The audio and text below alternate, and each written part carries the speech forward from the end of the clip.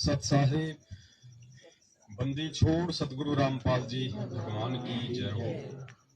परम पिता परमात्मा, सारी सृष्टि के रचनहार, कुल मालिक, असंख्य ब्रह्मांडों के स्वामी, तीनों लोकों में प्रवेश करके सबका भरण पोषण करने वाले एकमात्र जगत गुरु संत शिरोमणि सतगुरु रामपाल जी परमेश्वर जी के चरण कमल में हम सभी गुजरात सात संगति में बैठे हुए भाई बहनों का कोटि कोटि दंडवत प्रणाम।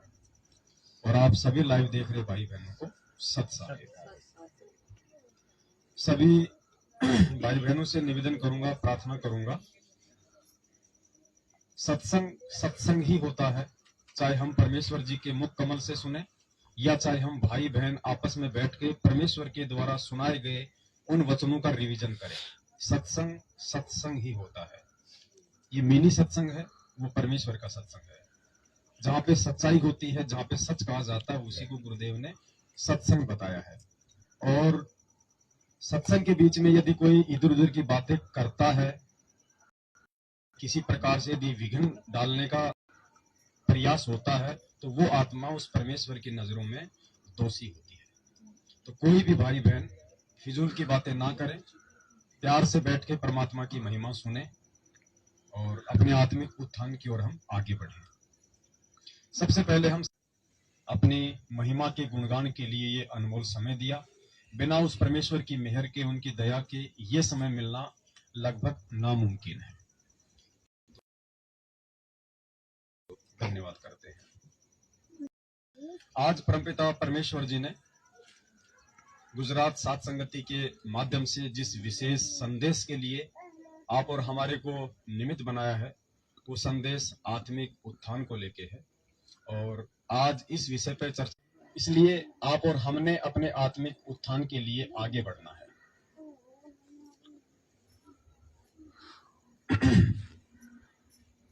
27 साल से परमपिता परमेश्वर जी ने हमें जो ज्ञान दिया, हमारे को भक्ति मार्ग में आगे बढ़ाने के लिए दिया। और 27 वर्षों से उस परमेश्वर के द्वारा दिए गए ज्ञान को आधार बना के हम कितना उस परमेश्वर को समझ पाए, कितना हम परमेश्वर के सत्संगों के मर्म को समझ पाए, ये आज सबके सामने है, कुछ भी छुपा हुआ नहीं है।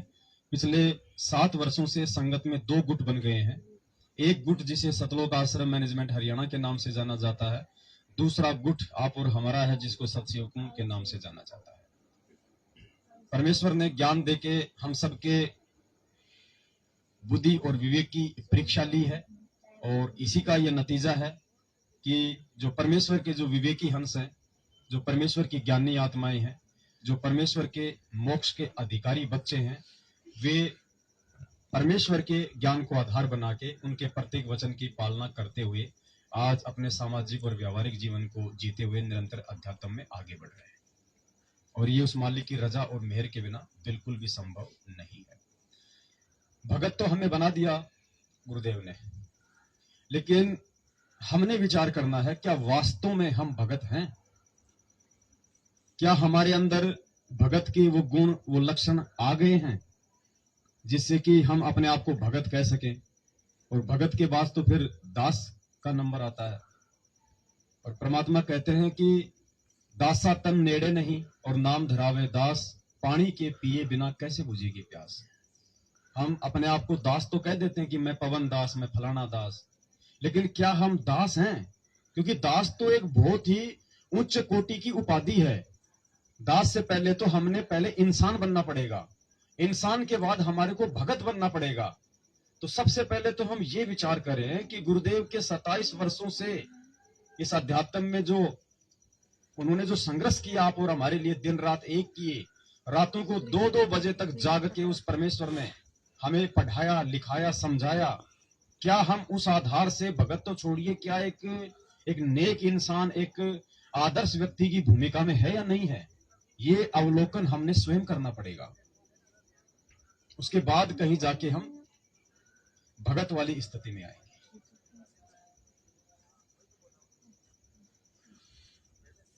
सत्संग परमात्मा ने आप और हमारे लिए किए हैं, ताकि गुरुदेव के द्वारा किए गए सत्संग को आधार बना के गुरुदेव ने जो मर्यादा बताई है, जो गुण बताए हैं, जो लक्षण बताए हैं, उनको हम अपने जीवन में जो है लागू करें, ताकि हम उस परमात्मा को प्यारे हों, हम गुरुदेव को अच्छे लगे।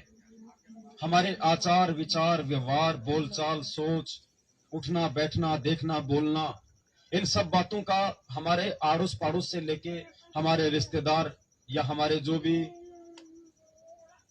व्यापार धंधे में जो हमारे कलीग हैं, क्या उनके ऊपर हमारा कोई असर है?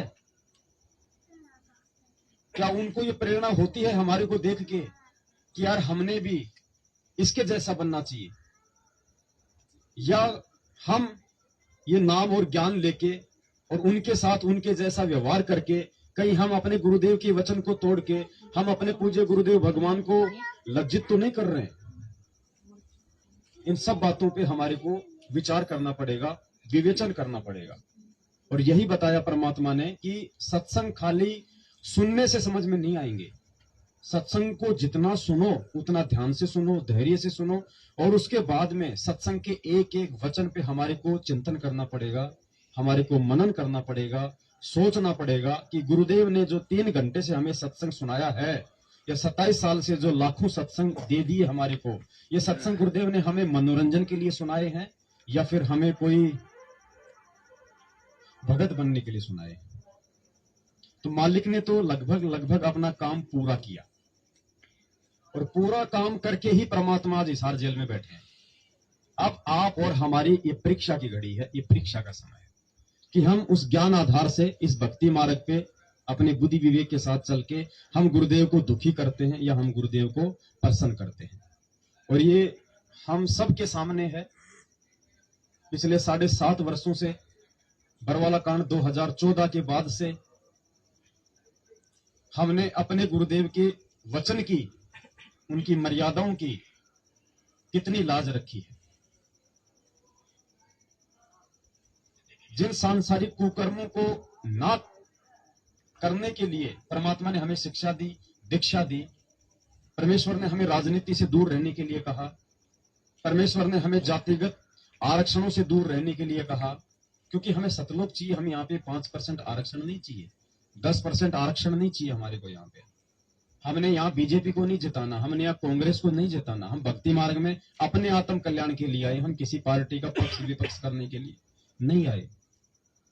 ये कबीर परमात्मा का मार्ग है। और परमात्मा कहते हैं कि पक्षा पक्षी के कारण सब जग रहा भुलान, पक्षा पक्षी यानी पक्ष और विपक्ष के कारण सब जग रहा भुलान, और निष्पक्ष होके हरि बजे सोहे संत सुजान। बुद्धिमान और ज्ञानी भगत वो है जो पक्ष और विपक्ष से दूर हटके निष्पक्ष होके ज्ञान को आधार बना के अपने आत्म कल्याण के लिए भक्ति करता है। परमेश्वर ने कहा कि जगत और भगत का 36 का आंकड़ा होता है। तो क्या हमने आनंदपाल सिंह जैसे गैंगस्टर, जो कि पुलिस एनकाउंटर में मारा जा चुका है, जो AK-47 रखता था, कई लोगों की उसने हत्या कर दी, हम भगत होके उसकी CBI जांच के समर्थन में खड़े होके हम गुरुदेव को दुखी कर रहे हैं या हम गुरुदेव को हम प्रसन्न कर रहे हैं? निंदा चुगली वो नहीं होती जो हम करें हमारे गुरुदेव की। परमात्मा कहते हैं ना कि गुरु की निंदा सुने जो काना ताको निश्चय नरक लेगा, और अपने मुख निंदा जो कर ही परिवार सहित।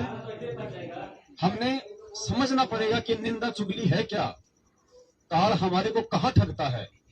आज हम अपने मुख से गुरु जी की निंदा चुगली नहीं करेंगे, हमें पता है, और काल को भी इस बात का पता है कि ये ज्ञान लेने के बाद डायरेक्टली इन भक्तों से अपने गुरु की निंदा चुगली नहीं करवाई जा सकती।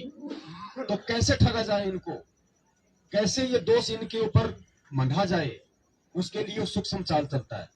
और क्या चाल चली उसने ये पीले पर्चे निकला के अपने एजेंटों के माध्यम से, अपने दूतों के माध्यम से आप और हम सबकी मर्यादा उसने तुड़वाई। एक पीला पर्चा निकाल दिया गया, एक फर्जी ऑडियो निकाल दी गई गुरुदेव भगवान के नाम से कि गुरुजी का आदेश है फला फला तारीख को उत्तर प्रदेश में बीजेपी सरकार को वोट डालना है, या फला फला तारीख को पंजाब में कांग्रेस सरकार को वोट डालना है। अब हम क्या करेंगे? अब देखना काल हमारे को कहां ठगता है। अब यदि हम बीजेपी को वोट डालेंगे, हम बीजेपी का समर्थन करेंगे, तो कांग्रेस के जितने भी लोग हैं जिन्हें इस बात का मालूम पड़ेगा कि संत रामपाल जी के भगत तो बीजेपी का समर्थन कर रहे हैं, कांग्रेस वाले ऑटोमेटिक गुरुदेव को गालियां निकालना शुरू कर देंगे।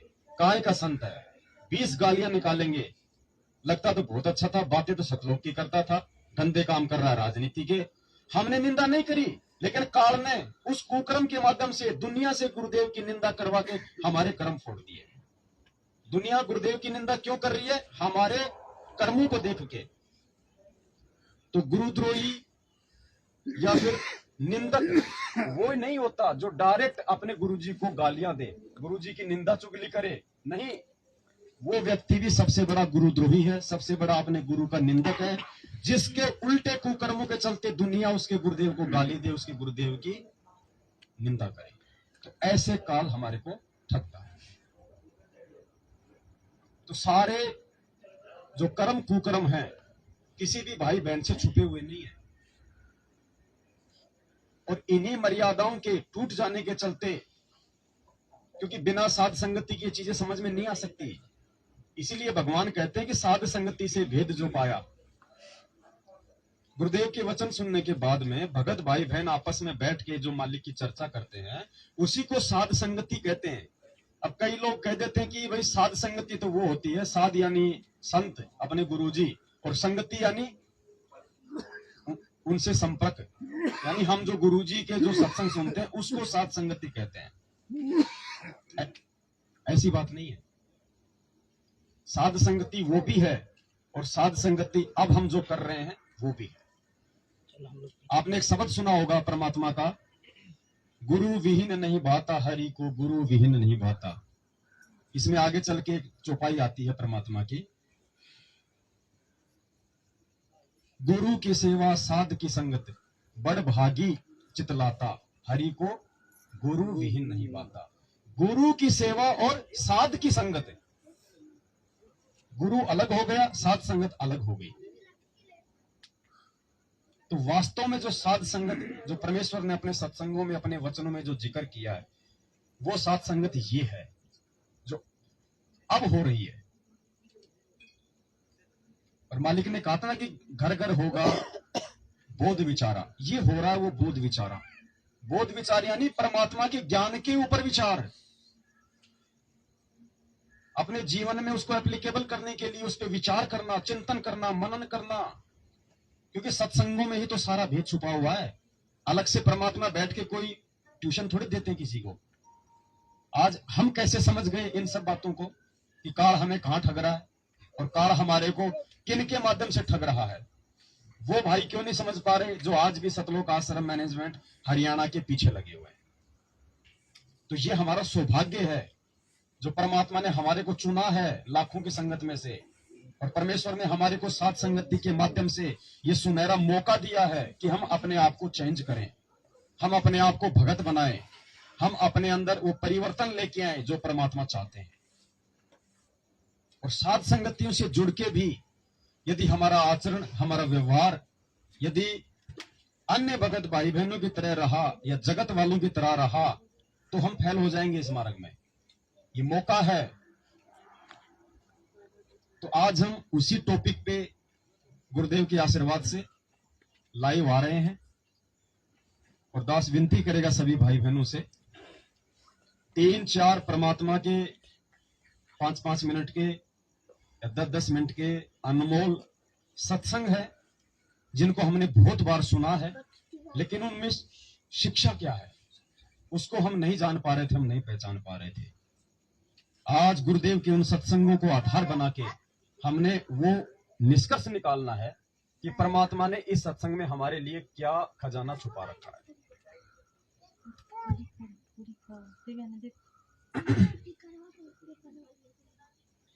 परमात्मा की एक वाणी आती है नित्य नियम में, थोड़ा देखो भगत जी उसको वॉल्यूम को थोड़ा हल्का सा लाओ,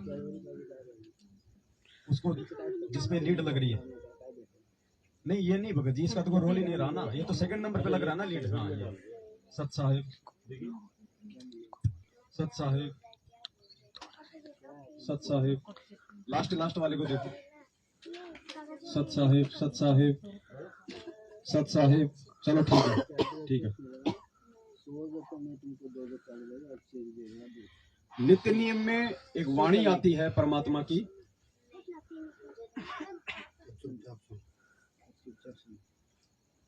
गरीब निंदा बिंदा छोड़ दे, संतन स्यों कर प्रीत। नित्य नियम में प्रत्येक वाणी एक गहरा संदेश लेके बैठी हुई है। और बार बार गुरुदेव ये भी तो कहते हैं कि बच्चों खाली तुमने इसकी रेलगाड़ी नहीं बनानी है। जितना भी नित्य नियम हम करते हैं, हम उसके ऊपर यदि प्रतिदिन विचार करें तो प्रत्येक वाणी से हमारे को बहुत कुछ सीखने को मिलेगा। और यदि हमने सीखा नहीं, खाली हमने रूटीन ही बना के रखा, रोज नित्य नियम 1 घंटा करना ही करना है, तो हम उस उपलब्धि को प्राप्त नहीं कर पाएंगे जो परमात्मा हमें चाहते हैं करवाना। अभी छोटी सी वाणी लेके हम चलेंगे आज परमात्मा की। मालिक कहते हैं ना कि भाई 7 समुद्र की मसी करूं, लेखनी करूं बनराय, धरती का कागज करूं, गुरुगुण लिखा न जाए। एक वाणी, लगभग 150 वाणियों से भी ज्यादा वाणियां हैं नित्य नियम में। इस एक वाणी को लेके हम चलेंगे तो आज इस पे पूरी रात सत्संगति चलेगी। अब सोचो पूरे नित्य नियम में कितना गहरा सार छुपा है। तो आज हम इसी वाणी को लेके चलेंगे कि निंदा बिंदा छोड़ दे और संतन स्यों कर प्रीत। बस इतनी सी वाणी पे चलेंगे हम, नीचे वाली भी नहीं लेंगे, वरना कल का पूरा दिन बीत जाएगा तो भी नहीं होगा पूरा। बस ऊपर ऊपर की लाइन को लेके चलेंगे। निंदा बिंदा छोड़ दे, संतन स्यों कर। ये वाणी परमेश्वर किसको कह रहे हैं? आप और हमें कह रहे हैं ना। ये गुरुदेव का आदेश है। गुरुदेव के सत्संग, गुरुदेव की वाणी ही हमारे लिए सबसे बड़ा आदेश है। परमात्मा सत्संग के माध्यम से ही अपने बच्चे को सामूहिक आदेश देते हैं। अलग से कोई आदेश परमात्मा का भक्ति मार्ग का नहीं होता है। तो हमें गुरुदेव आदेश दे रहे हैं, और इसी आदेश की यदि हमने पालना नहीं की तो हम गुरुदेव का वचन तोड़ रहे हैं, और वचन तोड़ने के चलते हम गुरुदेव के दोषी बन रहे हैं। तो क्या हमें दोषी बनना चाहिए परमात्मा का? तो परमात्मा कहते हैं निंदा बिंदा छोड़ दे, संतन स्यों कर प्रीत। अब भक्ति मार्ग की परमात्मा ने हमें वो सीढ़ी दे दी है, हमें उस पायदान पे पहुंचा दिया है कि अब हमने अपने आत्मिक उत्थान की ओर आगे बढ़ना। इन चीजों को समझने के लिए सबसे पहले हमारे को बरवाला कांड को समझना बहुत ही ज्यादा जरूरी था। तो परमात्मा ने 3-4 साल लगातार बरवाला कांड के ऊपर ही सारा फोकस रखा। हजारों वीडियो परमात्मा ने बनवा दिए, सबके काले चिट्ठे, पाखंड, कुकर्म, सबकी रहनी करनी सब आप लोगों के सामने विदपुर रख दी। कि जिन्हें हम गुरुदेव के बेटा बेटी कहते हैं, भाई बंधु जवाई रिश्तेदार कहते हैं, कोऑर्डिनेटर कहते हैं, बड़े बड़े सेवादार कहते हैं, देख लो उनके मुख से कैसे फूल बरसता है। भगत होने के बाद जो किसी की तरफ नजर भी नहीं डाल सकते, क्रोध वाली, वो अपने ही भगत भाई बहनों को सारनाम तक लेके वो लट्ठों से मार रहे हैं। सारा आचरण परमात्मा ने आप और हमारे सामने रख दिया, हमारी आंखें खोलने के लिए कि हम कहां खड़े हैं, हम किन के साथ खड़े हैं। उसके बाद दूसरा जो पायदान था वो था पूज्य गुरुदेव जी को पहचानना कि वास्तव में परमात्मा कौन है। सत्संगों में क्यों कहते हैं बार बार गुरु जी कि सबसे पहले तो हमारे को यह पहचानना कि भगवान कौन है, जबकि भगवान तो परमात्मा ने बता ही दिया कि ये कबीर जी की फोटो है, ये भगवान है, नाम उसका कबीर है। तो भगवान तो हमें आ ही गया पहचान में। फिर भी परमात्मा बार बार क्यों इस बात पे जोर देते थे कि हु इज गॉड, भगवान कौन है। भाई वो तो था, आज कौन है। ये नहीं कहा परमात्मा ने हु आज गॉड, क्या कहते हैं हु इज मानी वर्तमान में कौन है भगवान। इस चीज को समझाने के लिए परमात्मा ने हमारे को समय दिया, और लगभग पिछले 2.5-3 वर्षों से, क्योंकि सन 2019 से हम इस परमात्मा का ये प्रगट दिवस मनाने लगे हैं, सतगुरु रामपाल जी भगवान का। और उसके बाद से परमात्मा ने अपने सत्संगों में जो रहस्य छुपे हुए थे, गुरुदेव के स्वयं पूर्ण ब्रह्म परमेश्वर कबीर साहिब होने के, सन 1951 में 8 सितंबर के दिन धरती पे प्रकट होने के, ये पिछले 2 वर्षों में ही परमात्मा ने खजाना खोला है सारा। आज हमें वो चीज भी आ गई समझ में, सत्सेवकों को। तो अब जब हमें कांड समझ में आ गया, गुरुदेव के साथ में रहने वाले लोगों का आचरण समझ में आ गया, और हमें अपने गुरुदेव समझ में आ गए, तो उसके बाद अब हमने क्या करना है? भक्ति। क्योंकि संशय में रह के हम भक्ति नहीं कर सकते, दुविधा में रह के हम भक्ति नहीं कर सकते। मालिक कहते हैं शंका सूल बबूल है। शंका जो हो जाती है ना, वो कीकर के कांटे की तरह होती है, और जब तक शंका नहीं निकलेगी तब तक हम भक्ति नहीं कर सकते। तो आज परमात्मा ने बरवाला कांड से लेके और अपने स्वयं के पूर्ण भ्रम परमेश्वर होने के सारे सबूत हमारे सामने रख दिए। नीर खीर का परमात्मा ने ज्ञान आधार से अपने ही बच्चों को निमित्त बना के आपस में सात संगतियों के माध्यम से निबेरा करवा दिया। अब हमने अपने आत्मिक उत्थान की ओर आगे बढ़ना है। अब हमने ना ही तो बरवाला कांड को लेके कोई चर्चा करनी है। जिसने सुनना है, जिसने जानना है, उनको आप बोल दो भैया यूट्यूब पे जाओ, फेसबुक पे जाओ और शंका समाधान विद पवन दास नाम से सर्च करो। हजारों वीडियो पड़े हैं, आपको जो जानना आप देख लो। हमने किसी के साथ बरवाला कांड को लेके अब कोई माथापच्ची नहीं करनी। गुरुदेव भगवान है, हमें समझ में आ गया। जिसने समझना है उसको बोल भैया सात संगतियों से जुड़ो। समझना है तो उस चीज को समझो।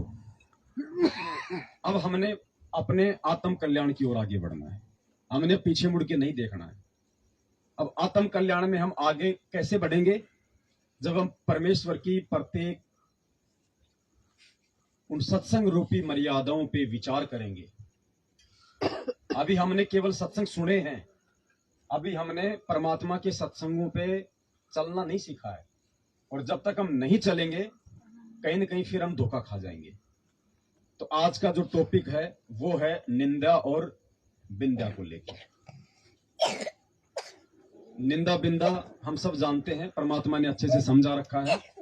हमने इस परमेश्वर के दास बनने के बाद, ये भक्ति लेने के बाद, हमने किसी भी व्यक्ति की उसकी पीठ पीछे निंदा नहीं करनी है। ये सबसे बड़ा पाप है। यदि हम किसी की निंदा करते हैं, यदि हम दो भाई आपस में मिल गए भगत भाई, और यदि हम किसी तीसरे की बात वहां पे चला देते हैं, झूठी साची मतलब बेमतलब, तो हम उस भाई के पाप खा रहे हैं। जिसकी हम चुगली कर रहे हैं, जिसकी बात करते समय हमारे को मजा आ रहा है, तो हम उसके पाप हर रहे हैं। हम उस सुअर की भूमिका निभा रहे हैं। जो परमात्मा कहते हैं कि निंदक मेरा ना मरो, बसो न मुझसे दूर, गांव गोरवे की गंदगी वो साफ करते हैं सूर। तो हम उस भगत की जो गंदगी है, जो पाप है, जो मैल है, हम व्यर्थ में उसकी पीठ पीछे आधी सच्ची आधी झूठी निंदा करके, चुगली करके हम उसके पाप खा रहे हैं। एक तरफ तो हम उसके पाप खा रहे हैं, और दूसरी तरफ इस परमेश्वर की वाणी को तोड़ के, परमेश्वर के विधान को तोड़ के कि निंदा बिंदा छोड़ दे संतन से होकर, हम उस परमात्मा के भी दोषी हो रहे हैं। डबल मार हमारे ऊपर पड़ रही है। यही काल की सूक्ष्म चाल होती है। तो परमात्मा ने सत्संगों के माध्यम से फिर हमें समझाया है कि ये जो निंदा और जो ये बिंदा वाली जो भूमिका है, इससे हम कैसे बचें।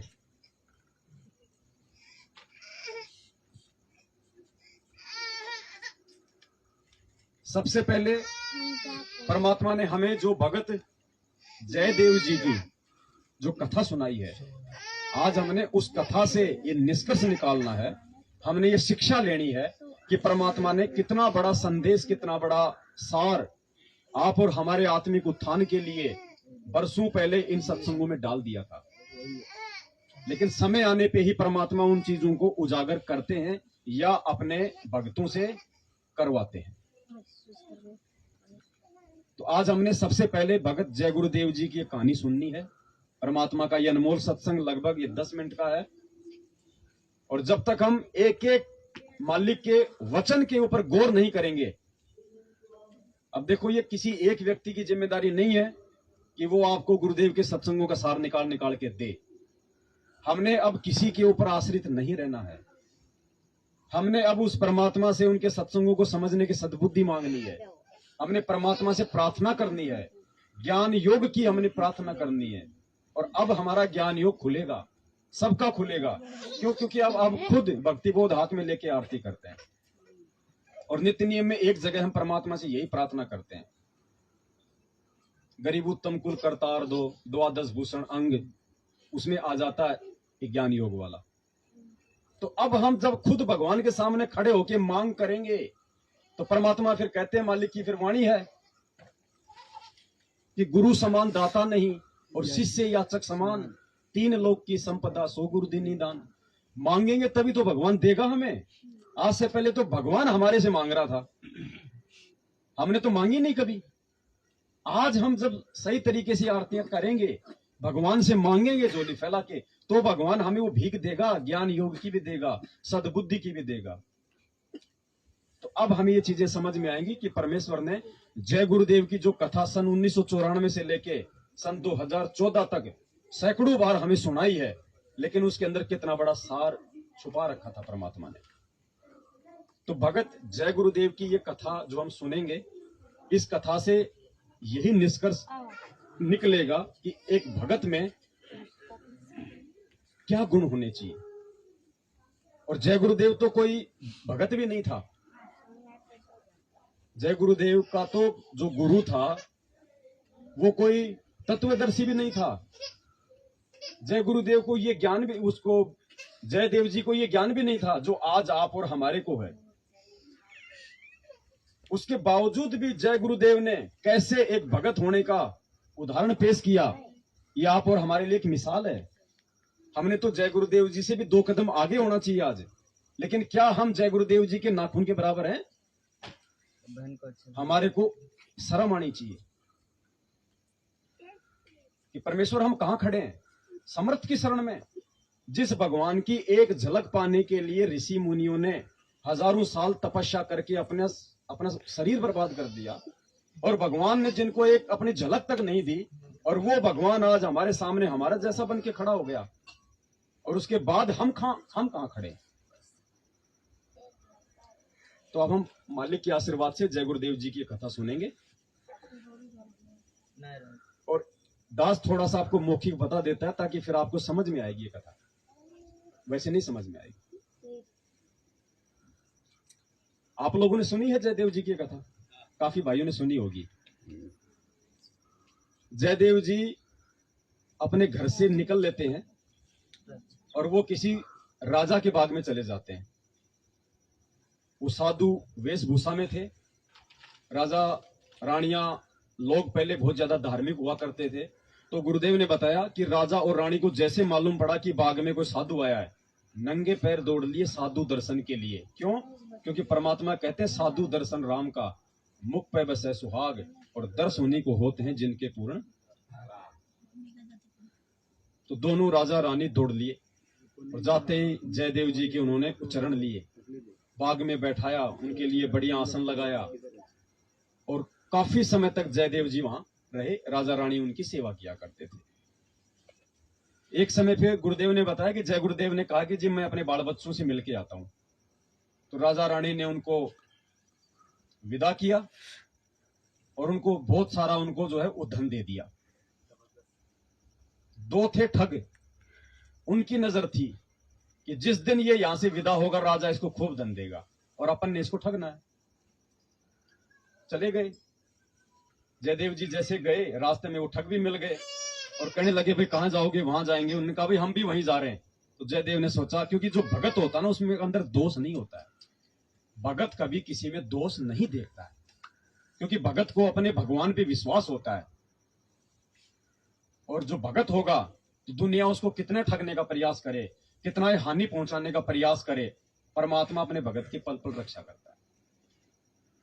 दास को जब ये लोग आए मारने के लिए जयपुर, वर्ल्ड कोऑर्डिनेटर देशराज जी, रमेश चंद्र चहल, बसंत सैनी जो रोहतक में सार शपथ दे रहा है, ये मैन लोग आए हरियाणा मैनेजमेंट से, बड़े बड़े लोग दिग्गज, जिनकी करोथा कांड से लेकर बरवाला कांड में अहम भूमिका, जिन्होंने बिना गुरु जी को बताए 3 बीघा जमीन ले ली करोथा में और उसी जमीन पे झगड़ा हुआ। गुरु जी किस महीने जेल गए। उसी मुकदमे के चलते फिर बरवाला कांड हुआ, आज गुरुजी जेल में बैठे हैं। वो लोग आए और दास से कहा कि हम आपसे मिलना चाहते हैं, हम आपसे मीटिंग करना चाहते हैं। तो दास को इतना तो मालूम था कि भैया इनके खिलाफ परमात्मा इतना कुछ बुलवा रहे हैं, इनका धार्मिक धंधा इतना चौपट हो रहा है। बहन जी थोड़ा इनको चुप करो बहन जी।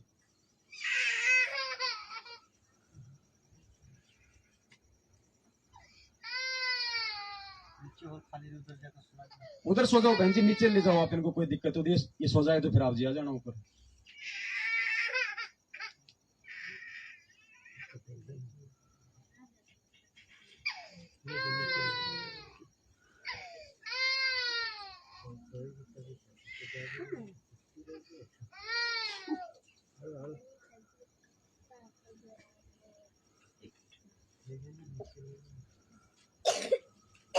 परमात्मा बरवाला आश्रम में जहां पे सत्संग किया करते थे, तो चारों तरफ वहां पे वो शीशे लगे हुए थे, चारों तरफ शीशे लगे हुए थे वहां पे। क्यों? मालिक को पता था कि संगत को वो ज्ञान नहीं है भगत जी। हम भगत बन गए, हमारे कोई पिछले संस्कार थे, हम भगवान से तो हम जुड़ गए, लेकिन भक्तों के लक्षण किसी में नहीं थे। आज ही नहीं तो उस समय क्या होंगे। परमात्मा इतना मना करते थे, बार बार इतना टोकते थे भक्तों को कि भाई चुप रहो, अरे सत्संग सुनने आते हो 2-3 घंटे, तुम कोई इधर भग रहा है, कोई इधर भग रहा है, ये बाथरूम आधे घंटे बाद में कर लिया करो, या फिर आराम से बाथरूम करके भंडारा लेके फिर बैठो। लेकिन नहीं, ये तो 2013 की बात है जब दास जुड़ा था। उस समय गुरुजी सत्संग कर रहे हैं, लोग कोई कीड़ियों की तरह इधर भग रहा है, कोई इधर भग रहा है, और बार बार परमात्मा को दुखी होकर बोलना पड़ता था कि सत्संग में आए के बात चलावे कोई और, उस अपराधी आत्मा को फिर 3 लोग नहीं छोड़। ऐसी वाणियां बोल के परमात्मा लेकिन फिर भी नहीं मानते थे। इसलिए परमात्मा ने वो शीशे लगवा रखे थे ताकि बाहर की आवाज कोई मेरे तक ना पहुंचे और मेरे को किसी प्रकार से कोई बाधा उत्पन्न हो। अपनी सेफ्टी के लिए नहीं बनवाए भगवान ने, वो परमात्मा ने शीशे बनवाए थे इस मकसद से। और जिन लोगों ने भगवान को नहीं पहचाना, उन्होंने शीशे लगा दिए बुलेट प्रूफ कि बाहर से कोई गोली ना मार दे। और उल्टा 2 बंदूकधारी और खड़े होते थे, आप लोगों में से पता नहीं कितने थे वहां पे। पहली बात तो जहां भगवान सत्संग कर रहा, चारों तरफ उसके बुलेट प्रूफ शीशे, और फिर एक उधर खड़ा एक उधर खड़ा, और जो बेचारी जो मैली कुचली संगत थी हमारे जैसी, उनकी तरफ वो बंदूक लेके यूं खड़े रहते थे। पता नहीं कौन निकाल दे गुरु जी की तरफ फेंक दे परमाणु बम। तो इनको इतना विश्वास था गुरु जी पे, बस मानुष समझ रहे थे। मानुष भी नहीं समझ रहे भगत जी। मानुष भी समझ लेते तो मानुष के साथ में धोखा नहीं करता। ये उससे भी नीचे थे, जिसका परिणाम है ये लोग जिस भगवान को मानुष समझ के और उनकी इतनी सिक्योरिटी करते थे, 10-10, 15-15 बंदूकधारी चलते थे, बुलेट प्रूफ गाड़ी, बुलेट प्रूफ शीशे, बुलेट प्रूफ जैकेट, किस लिए?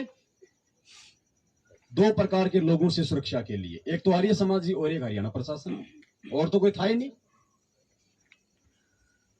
जो बॉडीगार्ड उस भगवान को ना समझ के बंदूकें लेके पीछे पीछे चलते थे, जिन आर्य समाजियों और हरियाणा प्रशासन से गुरु जी की सुरक्षा के लिए, आज वही भगवान तो उन आर्य समाज और पुलिस वालों की गोद में बैठा हो तो उसका बाल भी नहीं उखाड़ पा रहे। और जो गुरु जी की जो बॉडी के जो बॉडीगार्ड बने फिरते थे, आज वो भगोड़े बन के घूम रहे हैं, आज वो अपनी बॉडी छुपाते फिर रहे हैं। ये दिखाया भगवान ने। तो जयदेव जी के साथ में वो ठग हो लिए साथ में, और आगे चल के मालिक ने हमें बताया, सबको पता है। वो बोले जी हम प्यास लगी है, पानी पिएंगे। तो जयदेव जैसे ही पानी निकालने लगा, अपनी वो दान दक्षिणा वाली गठरी साइड में रख के, उन दोनों ठगों ने उसको पहले तो काटे उसके हाथ, और हाथ काट के दोनों उसको कुएं में धक्का मार दिया। वो बेचारा लहू लुहान होया, चिल्लाया, चीखा। उधर से कोई बंजारे जा रहे थे, उन्होंने सोचा भाई चलो कुएं आया, कुछ जलपान करते हैं। तो जैसे ही वो कुएं के अंदर उन्हें बाल्टी डाली और ऊपर खींचनी था, तो जयदेव ने उस बाल्टी को पकड़ लिया। तो उन्होंने फिर देखा, फिर नीचे से आवाज आई, तो उन्होंने देखा भाई तो कोई आदमी है। उसको बाहर निकाला, बाहर निकाल के उन्होंने कोई उसकी वो जड़ी बूटी वगैरह अपनी लगा लोगों के, और उसको कहा भाई ये क्या हो गया आपके साथ में। अब हमें विचार करना पड़ेगा। अब मैंने इन कथाओं पे, कथा हमारे मनोरंजन के लिए नहीं सुनाते गुरुदेव, हर एक कथा में हमारे लिए क्या संदेश है। उन बंजारों ने पूछा सबसे पहले तो कि भाई ये क्या हो गया, ये किसने कर दिया। जयदेव जी ने उन ठगों का नाम नहीं लिया कि मेरे साथ में ऐसे ऐसे उन्होंने धोखा कर दिया, मेरी दान दक्षिणा लेके भग गए, मेरे हाथ काट दिए उन्होंने और मुझे कुएं में डाल दिया। जयदेव ने कहा भाई मेरे कोई वो कर्म थे जो मुझे आज मिले। क्या कहा उसने, भाई ये मेरे कर्म थे, ठग थे, वो गलत थे। वो गलत होने के बाद भी जयदेव ने उनको कोई दोष नहीं दिया। कहा भाई मेरे कोई थे कोई माड़े कर्म जो मुझे उनकी सजा मिली है। जयदेव जी वापस आ जाते हैं गांव जाने के बजाय उसी रानी के बाग में। और जैसे मालूम पड़ा कि साहब जयदेव जी आ गए, जयदेव जी आ गए, और साहब उनके तो हाथ कटे हुए, राजा रानी दौड़ के आए। क्या हुआ महाराज, किसने किया महाराज, क्या हुआ, नाम बताओ एक बार, पूरे परिवार को फांसी तोड़ दूंगा। जयदेव जी ने कहा नहीं भाई किसी का कोई दोष नहीं है, मेरे ही माड़े कर्म थे जो मुझे। और जयदेव जी वापस अपनी वहां पे भक्ति करने लग गए। लगभग गुरुदेव ने कहा कि 2-3 अकाल पड़ गए। वो ठगों ने जो ठगा था वो पैसा सारा समाप्त हो गया। अब उन ठगों ने सोचा कि क्यों ना, वो जयदेव तो मर गया होगा, क्यों हाथ उत काट के कुएं में धक्का मार गए थे वो, तो उन्होंने सोचा क्यों ना उस राजा के पास चलते हैं, राजा बड़ा धार्मिक है और अपन साधु का भेष बना के चलेंगे दोनों, और राजा अपने को खूब धन धान देगा। तो दोनों ठग साधु का भेष बना के और जय गुरु उस राजा के बाग में प्रवेश कर गए।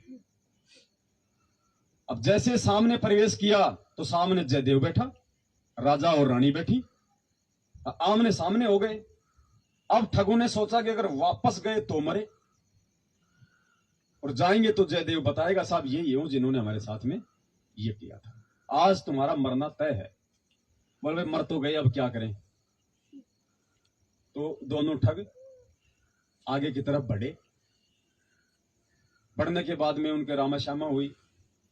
तो जयदेव उनको जान गया था। गुरुजी ने कहा कि जयदेव उनको जान गया था, उनको पहचान गया था, लेकिन जयदेव ने उनको ना पहचानने की नौटंकी करी कि कहीं इनको राजा सजा ना दे दे। देखो पुण्यात्मा कितनी बड़ी बात है, हम सहन कर सकते हैं क्या? हम तो सामने से सजा दिलवाने के लिए तैयार हो जाएं आज ये ज्ञान लेने के बाद। और परमात्मा ने कहा कि जयदेव ने उनको अनदेखा कर दिया। आओ महात्मा जी, हो बहुत अच्छे साधु लग रहे हो, कहां से आए हो? राजा जी इनके चरण लो, महात्मा आए हैं। जबकि उसको पता था कि ये वो ही ठग है।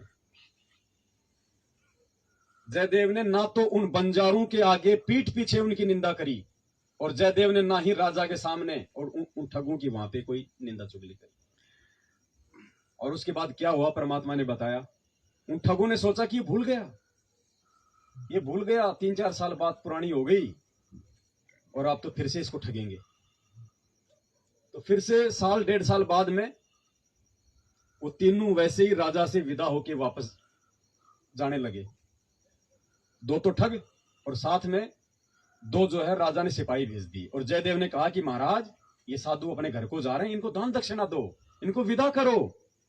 तो राजा ने खूब उनको दान दक्षिणा दी, और दोनों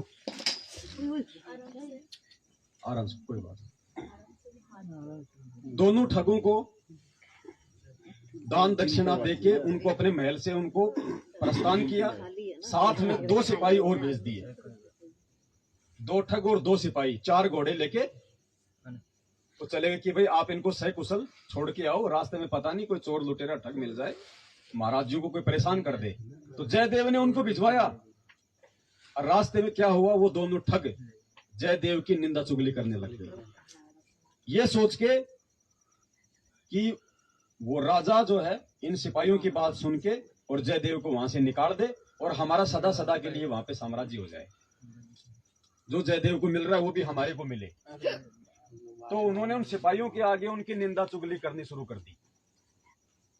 उन सिपाहियों से कहा कि तुम इस जयदेव को जानते नहीं हो, हम तो इसके गांव के आसपास के हैं, ये बहुत नीच आदमी है और ऐसे ऐसे ये वहां था और इसने उसकी पत्नी पे ऐसी बुरी नजर डाल दी जिस कारण से इसको वहां से निकाला हुआ है, ताकि वो सिपाही जाके राजा के साथ में चुगली करे और उसको वहां से निकाला जाए।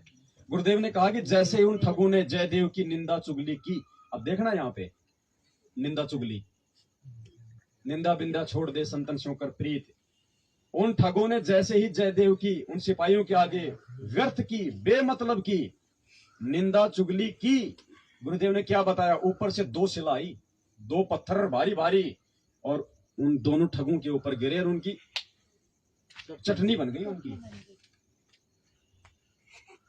वो सिपाही वापस आए राजा के पास में, उन्होंने सारी बात बताई कि महाराज ऐसे ऐसे वो महात्मा जी की निंदा कर रहे थे, हम तो आपको बोल भी नहीं सकते, इतना भुंडा बोला उन्होंने, गंदा बोला। और उधर जयदेव ये बात देख के रो रहा है, उसके साथ इतना बुरा हुआ, उसके दोनों हाथ काट दिए गए, उसके बावजूद भी जयदेव रोने लगा।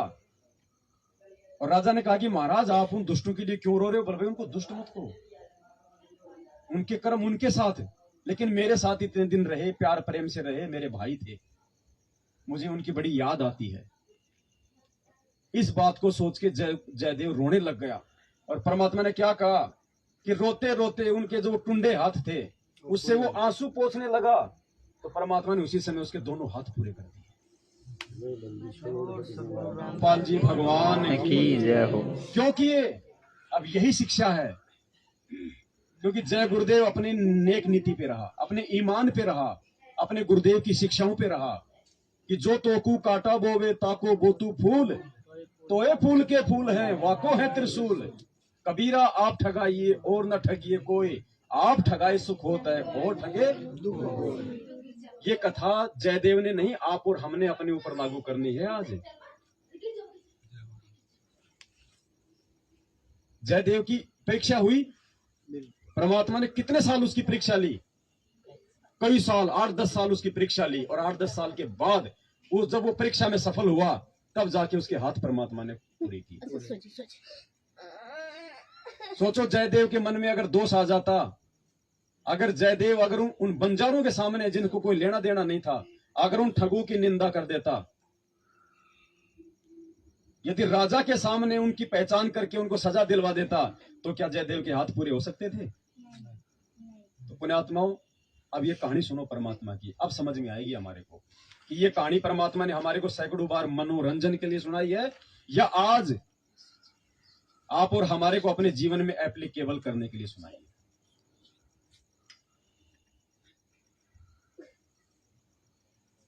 जयदेव की कथा आपको सुनाते हैं, क्योंकि आत्मा में 100 कथा सुन लेंगे, जब एक जोग का असर तो होएगा।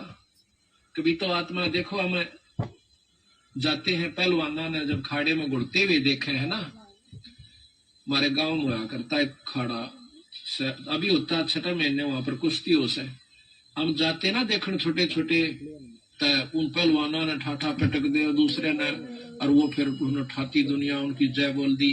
हमारे मन में भी नहीं इच्छा होती, अपना घर का लोकमा लंगोट छमान दे और तेल की मालिश करते और उड़ा बेटे पेलन लग जाते, अब तक पाचे फिर भूल जाते। क्यों? जो असर तो हुआ ना वो गणा नहीं था, कुछ तो शरीर में जो है ना आदमी की शारीरिक शक्ति भी उत्पन्न हो सके। तो इसी प्रकार अच्छे कर्म के ज्ञान से अच्छी हम देखेंगे तो अच्छा असर पड़ेगा, और बुराई जैसे सिनेमा देखते हैं, सांग देखे हैं तो सांग वाला असर पड़ जाएगा। इसी प्रकार हमारा जो अच्छी कथाएं सुनेंगे, भगत जी दास बोले तो भले बोल लो, परमात्मा बोल रहे हैं तो मुंह से छींक आ रही है उसको भी रोको कि परमात्मा इसको रोको। ये भगत जी मालिक की कथा है, एक एक शब्द कानों के यूं की मतलब निकल जाए ऊपर से, हीरे मोती लाल है भगत जी, एक एक शब्द। बिल्कुल शांति रखो जैसे कोई मर गया आज यहाँ। हाँ भगत जी, इसलिए तो कहते हैं परमात्मा के भक्तों के घर बहुत दूर है, हम भगत नहीं है भगत जी। अभी हमारे अंदर जरूर एक बार आस्था होगी, काम भी कुछ करके दिखाओ, तो थोड़ा नहीं तो गणा नहीं तो थोड़ा तो बनेगा। तो इसी प्रकार कहा है, एक बार एक जयदेव नाम का संत था, उसका एक लड़का हुआ। फिर उसके मन में कुछ घर में कमजोरी भी थी, कुछ वैसे भी भ्रमण की इच्छा हुई, वहां से चल पड़ा।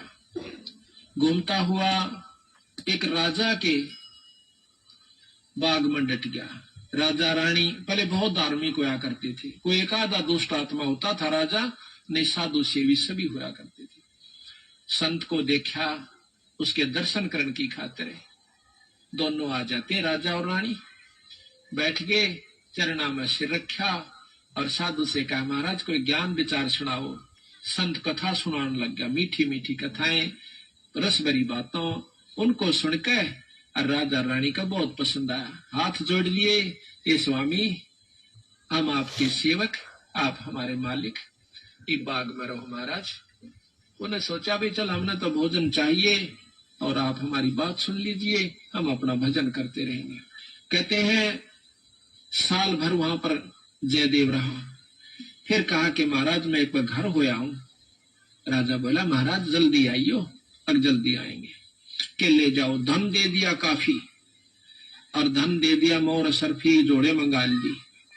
और दो ठग वहां पर देखे थे कि यू किद चल रहे थे, ठगा का तो यू काम हो सक चलेगा जब राजा इसको धन देगा। अब वो ठग भी साधु का रूप बना के पहले तैयार बैठे थे। पता लग गया था कि परसों इसने जाना है, परसों तैयार होकर राह में खड़े हो गए। बैठे तो रास्ते में वो जान लग रहा जयदेव। जयदेव से बोले कि महाराज कहाँ चले? कि उस गांव में जाएंगे। कि हम भी उसी गांव में के आसपास दूसरे गांव का नाम ले दिया, उस तरह पहले कोई आवा था। वो बोला भी ठीक से आप तीनों चलेंगे। हाँ जी बहुत अच्छी बात से, एक ते दो भले, दो से तीन, जंगल का काम से कदे कोई ठग ना ले। जयदेव बड़ा प्रसन्न हुआ कि परमात्मा यह भी कृपा कर दी कि रास्ते में हमारा बोल बतला करके समय पास हो जाएगा और रास्ता तय हो जाएगा। वो ठग रास्ते में जा रहे थे, वो तो गए इस काम की खातिर थे। कहने लगे भाई पानी पिएंगे जयदेव? नाम आपस में पूछ ही लेते हैं। हाँ पानी पी लो, लो मैं निकालूंगा पानी। हाँ निकाल पानी। हाँ उससे पहले कहने लगा भाई, हाँ वो पानी निकालने लग गया तो उन्होंने गठड़ी ठा ली एक में। एक जयदेव एकदम स्वभाव तो बहुत देर से बदला आदमी का, भाज का गठड़ी जयदेव ने पकड़ दी। नहीं भाई ये तो दक्षिणा है मेरी। उन्हें क्या किया, चिन्ना जपटी करके उस जयदेव के दोनों हाथ काट दिए। वो तो ले रहे थे अर्थ हथियार गिले, और ठाक उस कुएं में पटक दिया। और वह गठड़ी लेकर पैसे लेकर के वो जो थैला था अपना चल पड़े। इतने में कहते बंजारा की वहां पर लाइन, बंजारे आगे पूरी की पूरी डांग आग उतरी। वो पानी लेने की खातिर कुएं में जावस बाल्टी डाली तो उस नेजू और बाल्टी यानी उस डोल के उसने हाथ फंसा लिए।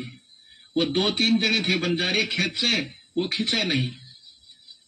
तो वो कहते भाई क्या सौदा हो गया? वो आवाज दे से भाई मैंने एक बार बाहर काट दो, मैं कुएं में गिर गया। उन्होंने सोचे कोई व्यक्ति है, उन्हें पकड़ कर बाहर काट लिया। बाहर निकाला, उसके हाथ कट रहे और लहू पड़े, खून निकल रहा। तो बोले भाई क्या लाग गया तेरे? ये कर्म लाग गए मेरे। किसने मारा? मुझे नहीं मालूम, कुछ नहीं मुंह से कहा, ना बताया। जाकर और क्या कह रहे हैं परमात्मा? कुछ नहीं बताया। बोला मुझे मेरे एक कर्म लग गए, कुछ नहीं बताया जयदेव ने। अब परमात्मा इस बात को सिंपल वे में बोल के निकल गए ना। अब ये निष्कर्ष आप और हमने निकालने आज सत्संगों के, और सद्बुद्धि देगा परमात्मा। आज जो जो लेना चाहेगा, जो जो मांगेगा उसको देगा। वो सद्बुद्धि देने के लिए आया इस धरती पे। बुद्धि तो थी हमारे पास में क्योंकि मानव बना दिया, लेकिन सद्बुद्धि नहीं थी।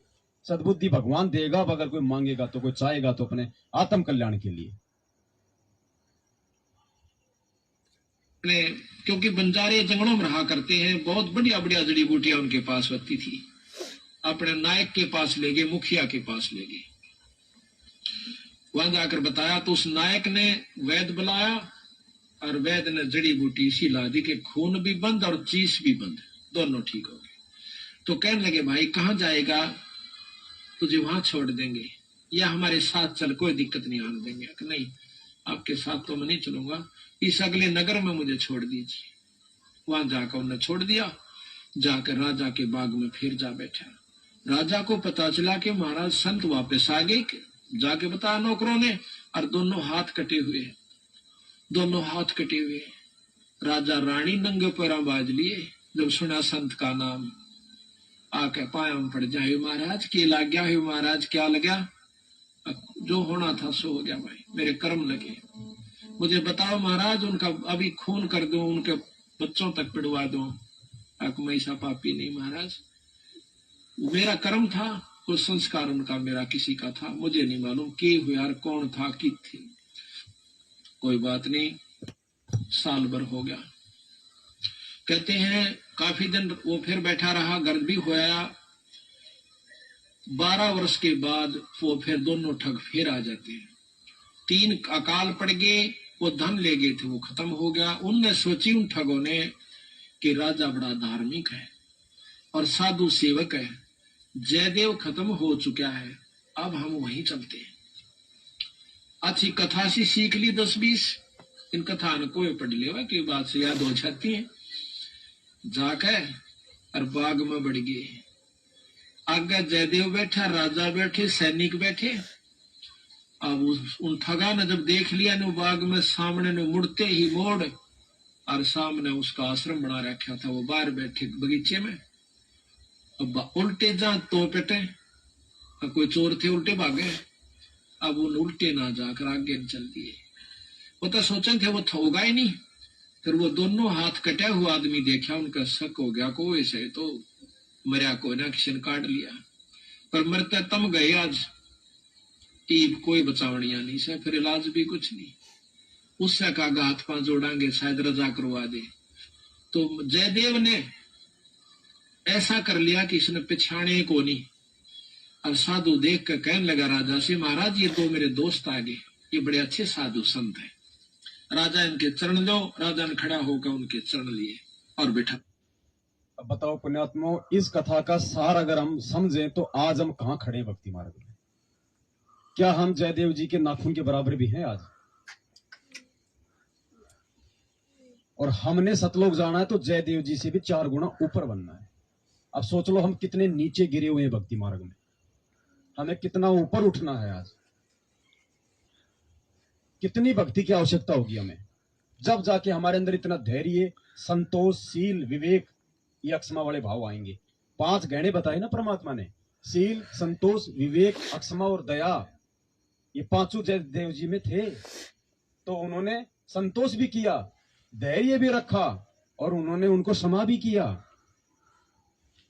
और विवेक के बिना ये चीजें नहीं आ सकती।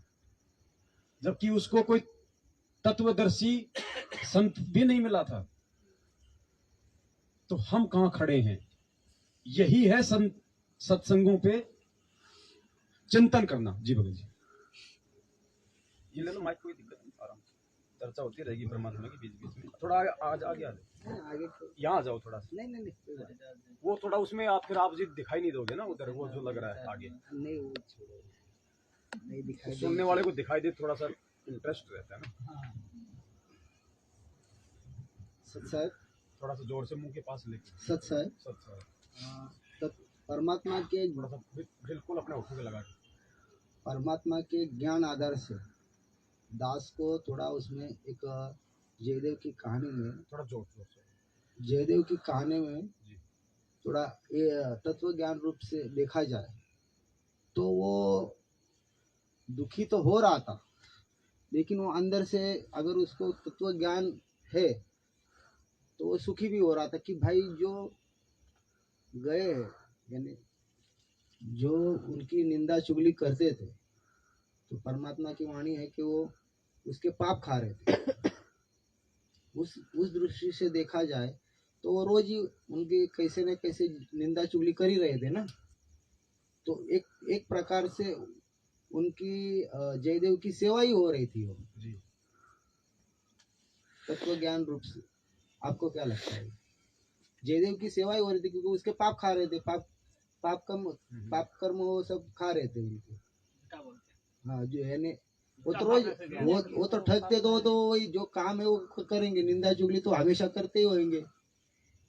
तो रोज उनकी समझो जो भी पाप पाप भी धुल रहे थे, तो इसके वजह से उनको उसके लिए उनको दुख हुआ होगा कि भाई जो मेरे निंदक थे, निंदकाचे घर असावे शेजारी, निंदक अपने बाजू में रहना मांगता है, ऐसा जो व्याख्या है, जो परमात्मा की वाणी है। तो उस दृष्टिकोण से आपको थोड़ा बोलिए। ये जल बनाया था ये बोतल में। देखो भगत जी, जो संत होता है, जो भगत होता है ना, आप जी के कहने का मतलब है कि जय गुरुदेव जी ने इसलिए उन दोनों ठगों की वास्तविकता राजा को नहीं बताई होगी, क्योंकि वो जय गुरुदेव की निंदा चुगली करते थे, जिस कारण से उसके पाप कर्म हल्के हो रहे थे। तो जयदेव जी ने सोचा कि क्यों ना, मेरे लिए तो अच्छा कर रहे हैं ये, मेरे पाप खा रहे हैं, ये दोषी बन रहे हैं भगवान के। लेकिन जो संत होगा, जो भगत होगा, वो अपने पाप कर्म साफ करने के लिए दूसरों को दोषी होता नहीं देख सकता। तो जयदेव ये बात सोच के चुप नहीं था कि ये मेरी निंदा चुगली कर रहे हैं और मेरे पाप कर्म हट रहे हैं। संत हमेशा अपने पाप कर्म परमात्मा की मर्यादित भक्ति से हटाएगा, ना कि दूसरों के कर्म बिगाड़ के।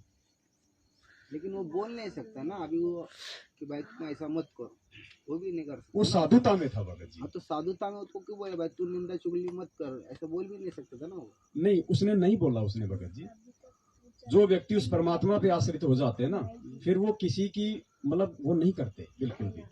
फिर उसको मालिक के जो मतलब विधान का पता चल जाता है कि कबीरा तेरी झोपड़ी गल कटियन के पास, जो करेगा सो भरेगा, तू क्यों भया उदास। वो मालिक के ऊपर आश्रित थी जयदेव जी, इसलिए उनको मालूम होते हुए भी उसने देख लिया था उनको,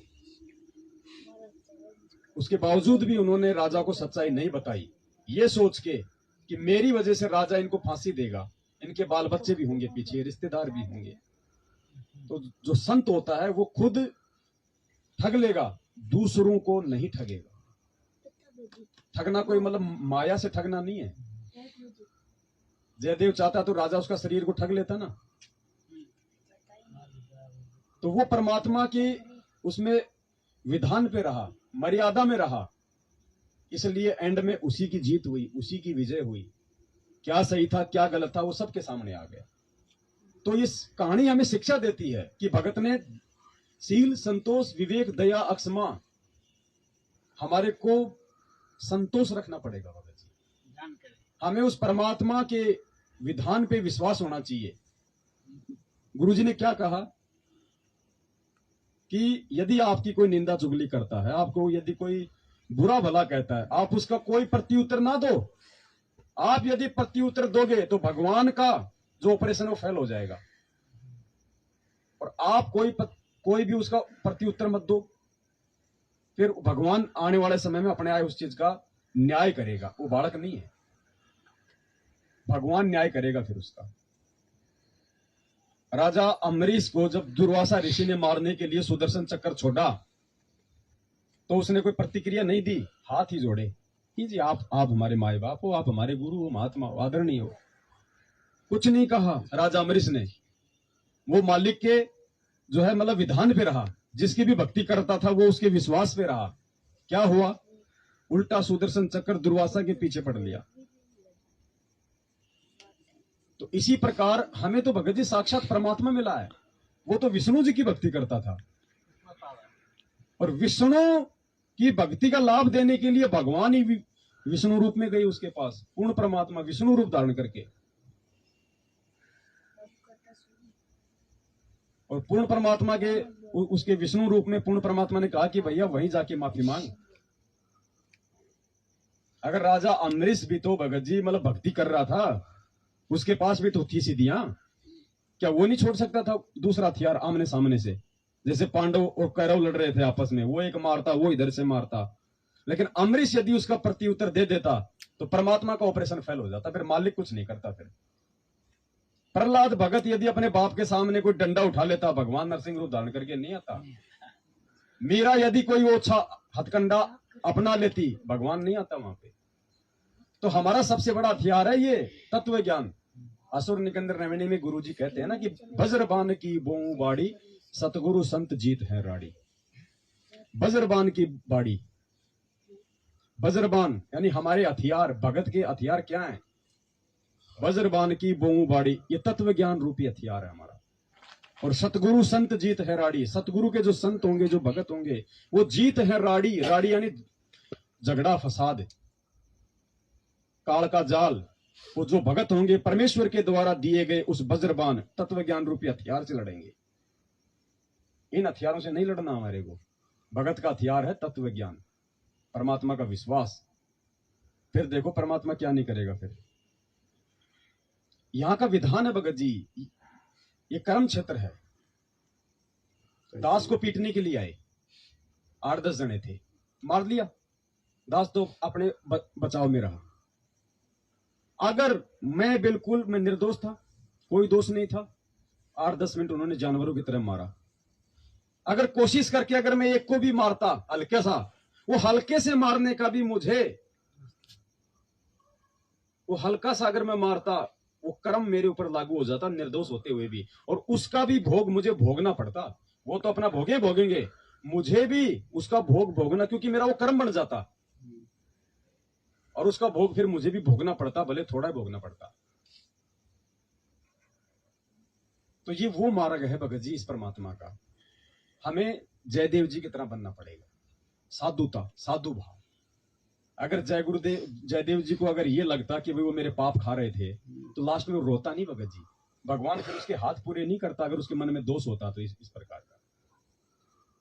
तो ये शिक्षा दे रहे मालिक। भोजन पानी का प्रबंध करवा दिया। उनने सोची पिछाड़ में कोई ना आए। जयदेव ने मुझे पिछाड़ा नहीं हमने, क्योंकि थोड़ी देर का संग था। तो वो साल भर रहे। साल भर के बाद उनकी खूब सेवा करवाई, साल भर खूब उनकी आदर करवाया। और चलती दफा जयदेव कहने लगा, महाराज ये दोनों संत जानो से, इनको कुछ वो दक्षिणा दे दो। राजा ने कहना था इतनी देर में 2-3 घोड़ा के ऊपर मोर रसर फिर निराधन लदुआ के।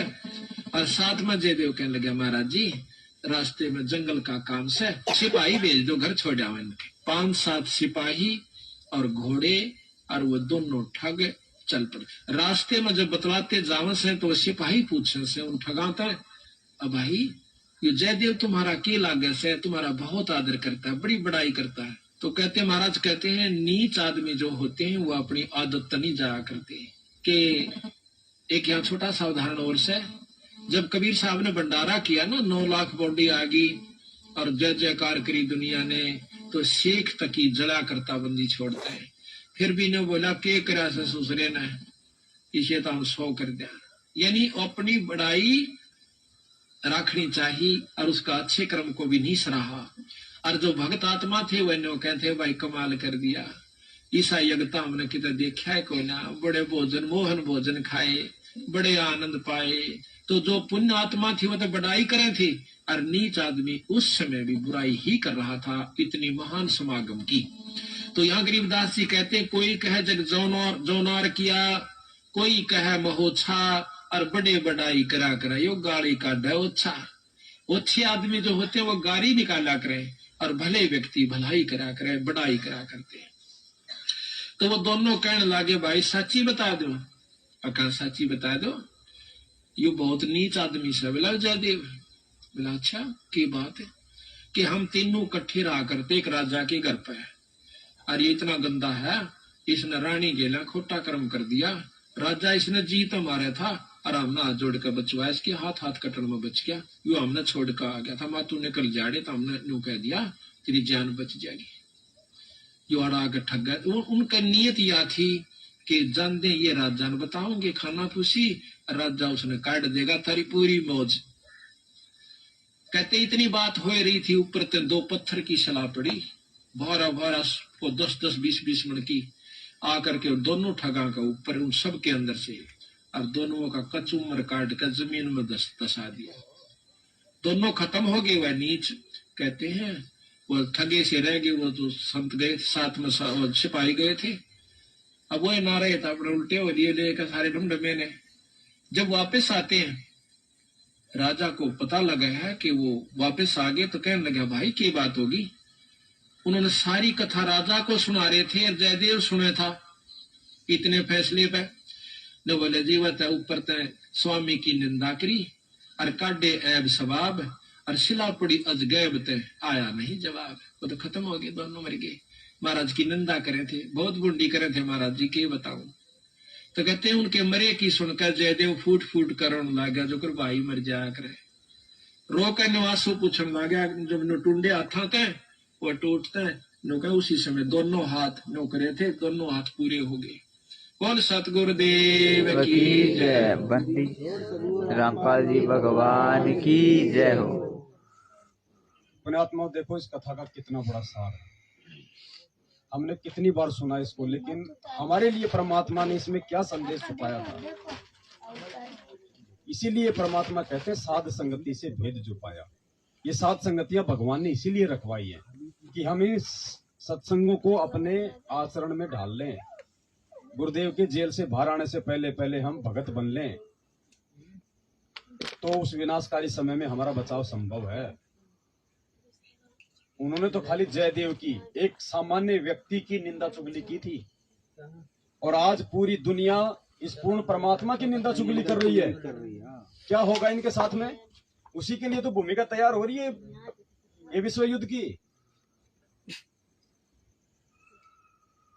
दुनिया उस परमात्मा की निंदा कर रही है आज बेवजह, सच्चाई ना जान के। गुंडा भुंडा देशद्रोही देव देवताओं की निंदा करता है, चुगली करता है। दुनिया उनकी बदनामी कर रही है ना, निंदा चुगली कर रही है ना। किसकी? एक सामान्य व्यक्ति की नहीं, पूर्ण परमात्मा की। तो सोचो क्या होगा इस दुनिया के साथ आने वाले समय में। और हम भगत और भगत होके मिले असंत, हम उस महापुरुष की शरण में आके और उस महापुरुष के विधान को तोड़ के यदि हम ये राजनीतियां, आरक्षणबाजी, ये रक्तदान, ये देहदान, गुंडों की सीबीआई जांच, तो हमारे साथ में क्या बीतेगी आने वाले समय में।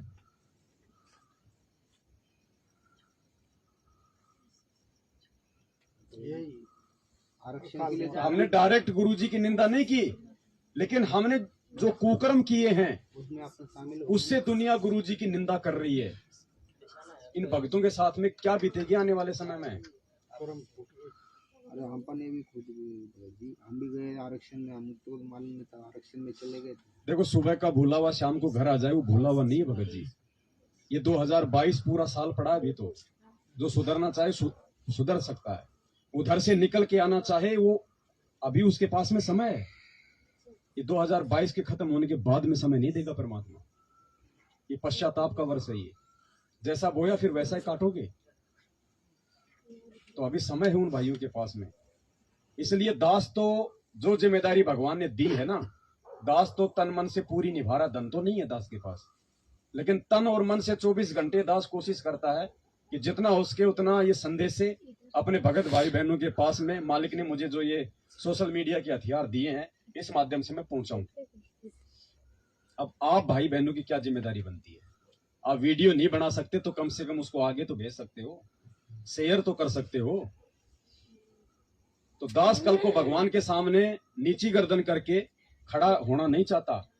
कल को परमात्मा ये ना कहे कि मंद बुद्धि इंसान, जब तेरे को सारी हकीकत का पता था तूने इन भाई बहनों को समझाया क्यों नहीं, काल के जान से इनको बचाने का तूने प्रयास क्यों नहीं किया। हम क्या जवाब देंगे कल उस परमात्मा को कि हमने बस गुरुजी हमने वीडियो देख लिए और बस छोड़ दिए। हम आगे भेजने से डर रहे हैं। वो कोऑर्डिनेटर क्या बोलेगा, वो मेरे घर पे आ जाएगा, मुझे फोन करेगा, बस इन बातों से डर रहे हैं हम। अच्छा नहीं, अभी भगत जी अपना फोन ही समझो ब्लॉक कर दिए भगत जी, तो करे तो क्या करे। उनके घर पे जाके बोलेंगे तो वो तो दरवाजा बंद कर। सोशल मीडिया ना भगत जी, आप लोग भेज रहे हैं वो बात अलग है। ये वीडियो खाली हमें थोड़ी सुन रहे हैं भगत जी, ये लाखों लोगों तक जाएगा। जो लोग आंख बंद करके बैठे हैं उनको ये संदेश है। जो खुद देख लेते हैं लेकिन फिर डर के मारे आगे नहीं भेजते कि हमें कोई ये कह देगा तो उनके संपर्क में आ गया तो गुरुद्रोही हो गया। डर रहे हैं, वो भयभीत हैं। तो सोचो वो कहाँ है भक्ति मार्ग में। जो मार्ग सही दिख रहा है उसमें चलना चाहिए, दबाव पे नहीं रखना है। वो दोषी हो रहे हैं परमात्मा के, वो अपने आप में वो शाणे बन रहे होंगे, लेकिन वो भगवान के दोषी हो रहे हैं। वो कॉल तक नहीं उठाते हैं, कॉल करते हैं, बात तक नहीं करते हैं, ग्रुप में जोड़ देने वो ग्रुप से निकल। देखो हमने कोशिश करनी है, जो जो हमारे संपर्क में है हमने उन तक हर संभव ये ऑडियो वीडियो मैसेज भेजने, भले वो हमारे को गालियां दे चाहे उल्टा लिख के भेजे, वो अपनी तरफ से ब्लॉक कर दे तो बात अलग है, लेकिन हमने उनको हर संभव भेजना है भगत।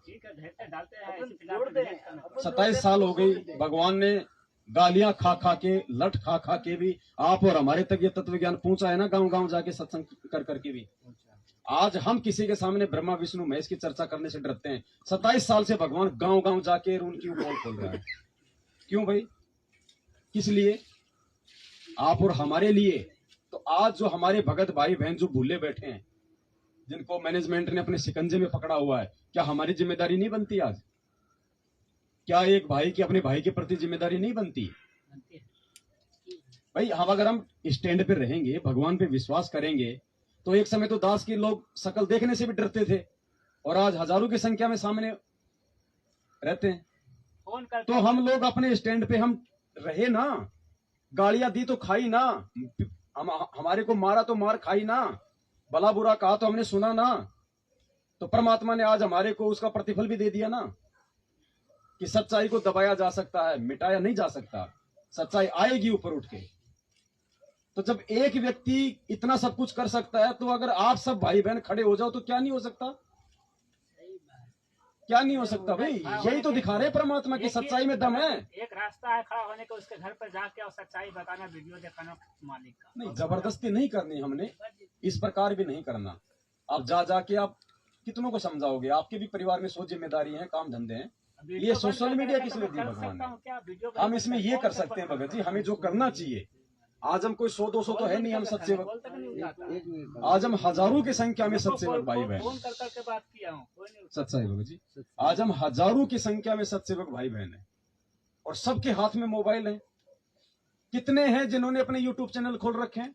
कितने हैं जिन्होंने अपने फेसबुक के जो है अकाउंट खोल रखे हैं? कितने आप में से ऐसे हैं जो दास की वीडियो अपलोड करके अपने चैनल पे डाउनलोड करते हैं? कितने? ईमानदारी से बताओ। यहां पे आप में से 10 भी ऐसे नहीं होंगे जो दास के वीडियो डाउनलोड करके अपने चैनल पे डाल के आगे भेजते हैं।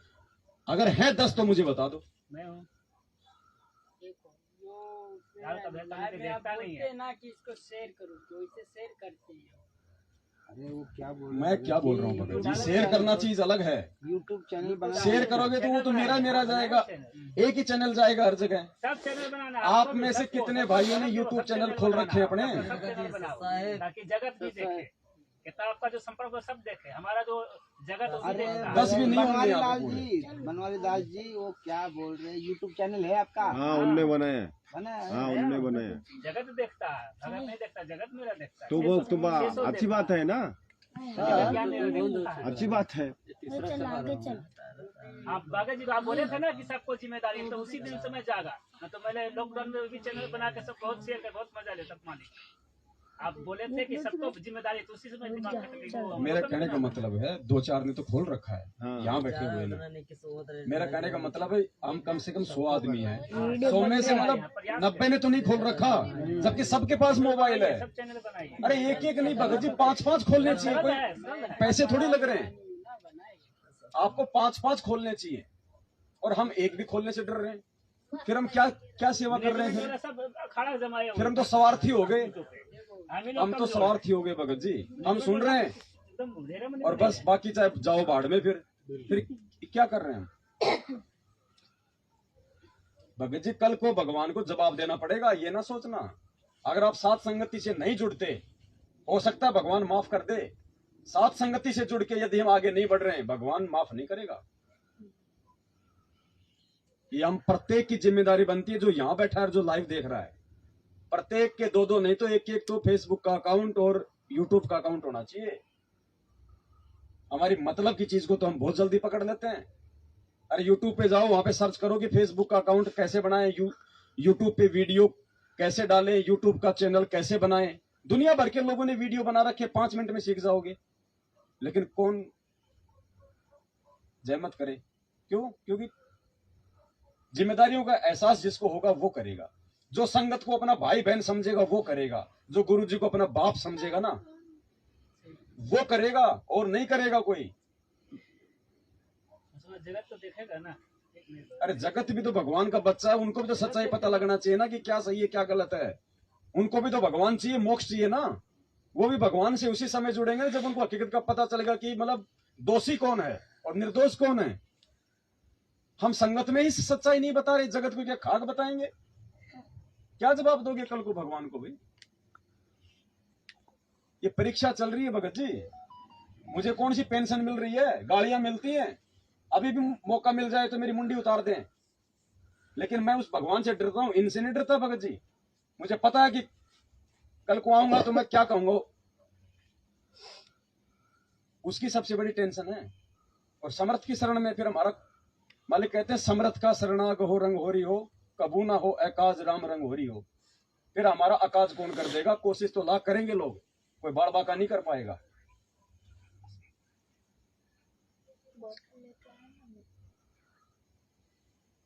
तो जितना संभव हो सके भाई बहनों तक प्यार प्रेम से हम ये संदेश पहुंचाएं। फिर भी पता नहीं लाखों की संख्या में वो पंपलेट छपवाए थे, पता नहीं लोगों ने ले तो गए लेकिन बांटे कि नहीं बांटे भगवान जाने। पढ़ के वापस कर देता भगत जी। अरे भगत जी वापस कर रहा कोई दिक्कत नहीं, आप उसके पास में क्यों खड़े रहते हो कि वो पढ़ के आपको वापस दे दे? दे के निकलो आप आगे। फेंकने के चलते अरे फेंकने दो, कोई दूसरा उठाएगा भगत जी। वो ऐसे वैसे पंपलेट नहीं है भगत जी। ये ज्ञान गंगा चाहे किसी ने आपसे मतलब मन मार के ले ली, 2 साल बाद भी वो देखेगा उसको। परमात्मा की कोई भी जो सही वस्तु होती है ना वो बेकार नहीं जाती। अभी रुक जाओ थोड़े दिन, जिनके घरों में ज्ञान गंगा पड़ी है ना ऐसे रद्दी में, खोल खोल के देखेंगे। अभी डर के मारे देखेंगे, सब देखेंगे। बना रहा है ना, परमात्मा बोले नहीं है बांदर दिखाएंगे, बना रहा है। बंदर का मतलब क्या होता है भगत जी? ये जो कहानी सुनाई थी परमात्मा ने सत्संग में, ये बंदर वाली,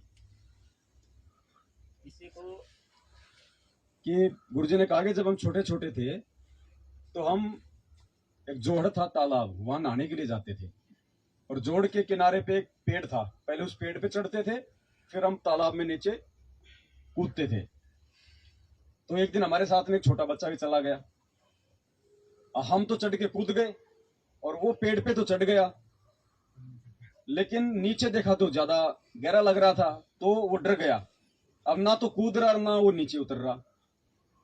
इतने में उसी पेड़ पे एक बंदर आ गया और उसी टहनी पे आ गया। अब उस बंदर के डर के मारे वो बच्चे ने छलांग मार दी। तो इस कहानी से शिक्षा लेना फिर क्या कहा गुरुदेव ने कि एक समय इस दुनिया को बंदर भी भगवान दिखाएगा। बंदर का मतलब भय। उस बच्चे को भय लगा ना बंदर का, तभी कूदा ना वो। इस भगवान की तरफ दुनिया उसी समय दौड़ेगी जब दुनिया की पीछे जान आफत में होगी। वो माहौल बन रहा है।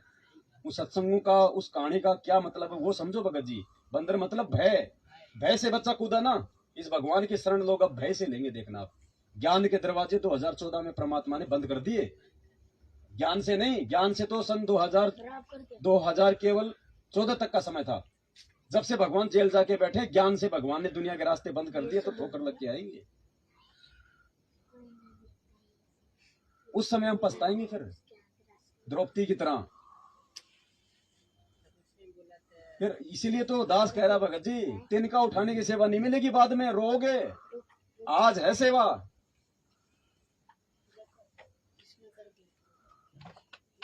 और तुमसे कोई पैसे नहीं ले रहा। उधर थे तो 4-4 बिस्कुट खा रहे थे, इधर बढ़िया बढ़िया गुलाब जामुन मिल रहे, फिर भी आगे सेवा नहीं। बिस्कुट खा के 10 बजे 12 बजे यहाँ आते हो, आप लोगों को कितना मान सम्मान मिलता है, आप लोगों को कितनी इज्जत मिलती है, कितने प्यार से आपसे बात की जाती है। और उधर जाड़ पीस पीस के सेवा करवाई जाती है, उल्टा बोल बोल के, और वहां झकमरा के करते हैं, फिर भी आगे नहीं बढ़े। 12 घंटे की ड्यूटी करते हैं, अब उसमें देखो कितना वो करते हैं इस काम के लिए। तो थोड़ा सा भगत जी हम विचार करें परमात्मा की दया से। उसके बाद दूसरी कहानी परमात्मा ने हमारे को सुनाई गणिका बहन की, इसी निंदा के ऊपर।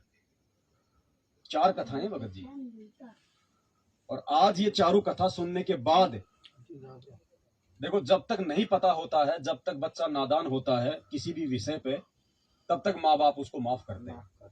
6 महीने का बच्चा माता की गोद में पेशाब कर दे तो माता उसको मारती नहीं है, उसको नहलाती है, उसको प्यार करती है।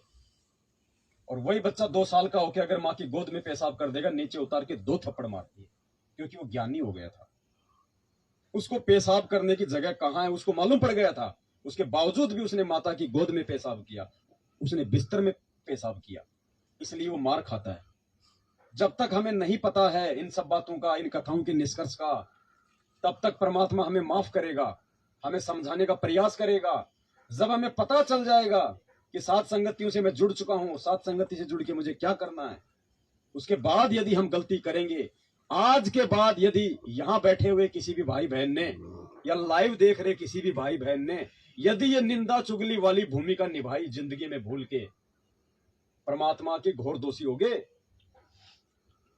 आज के बाद अगर किसी की निंदा चुगली व्यर्थ की, चाहे आपका कोई कितना ही बुरा कर रहा है, आपके विषय में आपके पीठ पीछे कोई कितना उल्टा सीधा बोल रहा है, भगत जी दास ने पहले भी कहा था, परमात्मा दास से उतना ही संदेशा दिलवाता है जितना दास को परमात्मा चलाता है।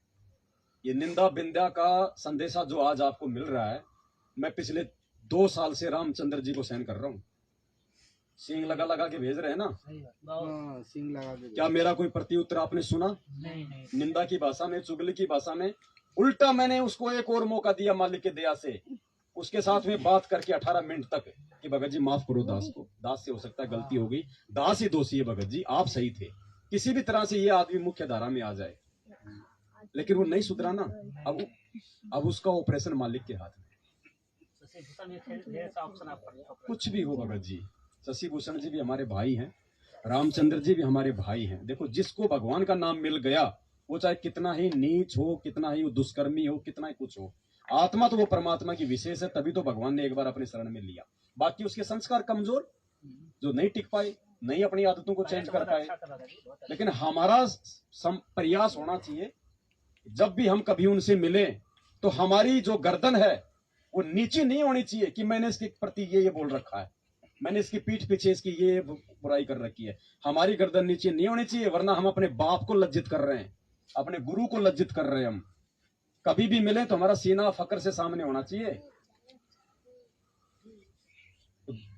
2 साल से, और 2 साल से क्यों, पूरी 6 साल ही हो गई। 6 साल मैनेजमेंट वाले भाई हमारे साथ में कौन सा अच्छा कर रहे हैं? हमने तो उनका हर जुल्म सहा ना भगत जी। क्या हमने उनको कोई प्रत्युत्तर दिया? सिर्फ जो सच था वो हमने कहा, क्योंकि आज हम वो जयदेव वाली भूमिका वर्तमान में वो नहीं कर सकते, क्योंकि हमने दूसरे भाइयों को भी जगाना है। आगे रास्ते में कोई सांप पड़ा है और कोई छोटा बच्चा जा रहा है, तो हम वहां पे जयदेव नहीं बन सकते। हमने उस बच्चे को बचाने के लिए उसको बोलना पड़ेगा कि आगे सरफ है भाई, उस रास्ते मत जा, वहां तेरी मर्यादा टूटेंगी, तेरे से राजनीति करवाई जाएगी, तेरे को भगवान का वहां पे जो वो दोषी बनाया जाएगा।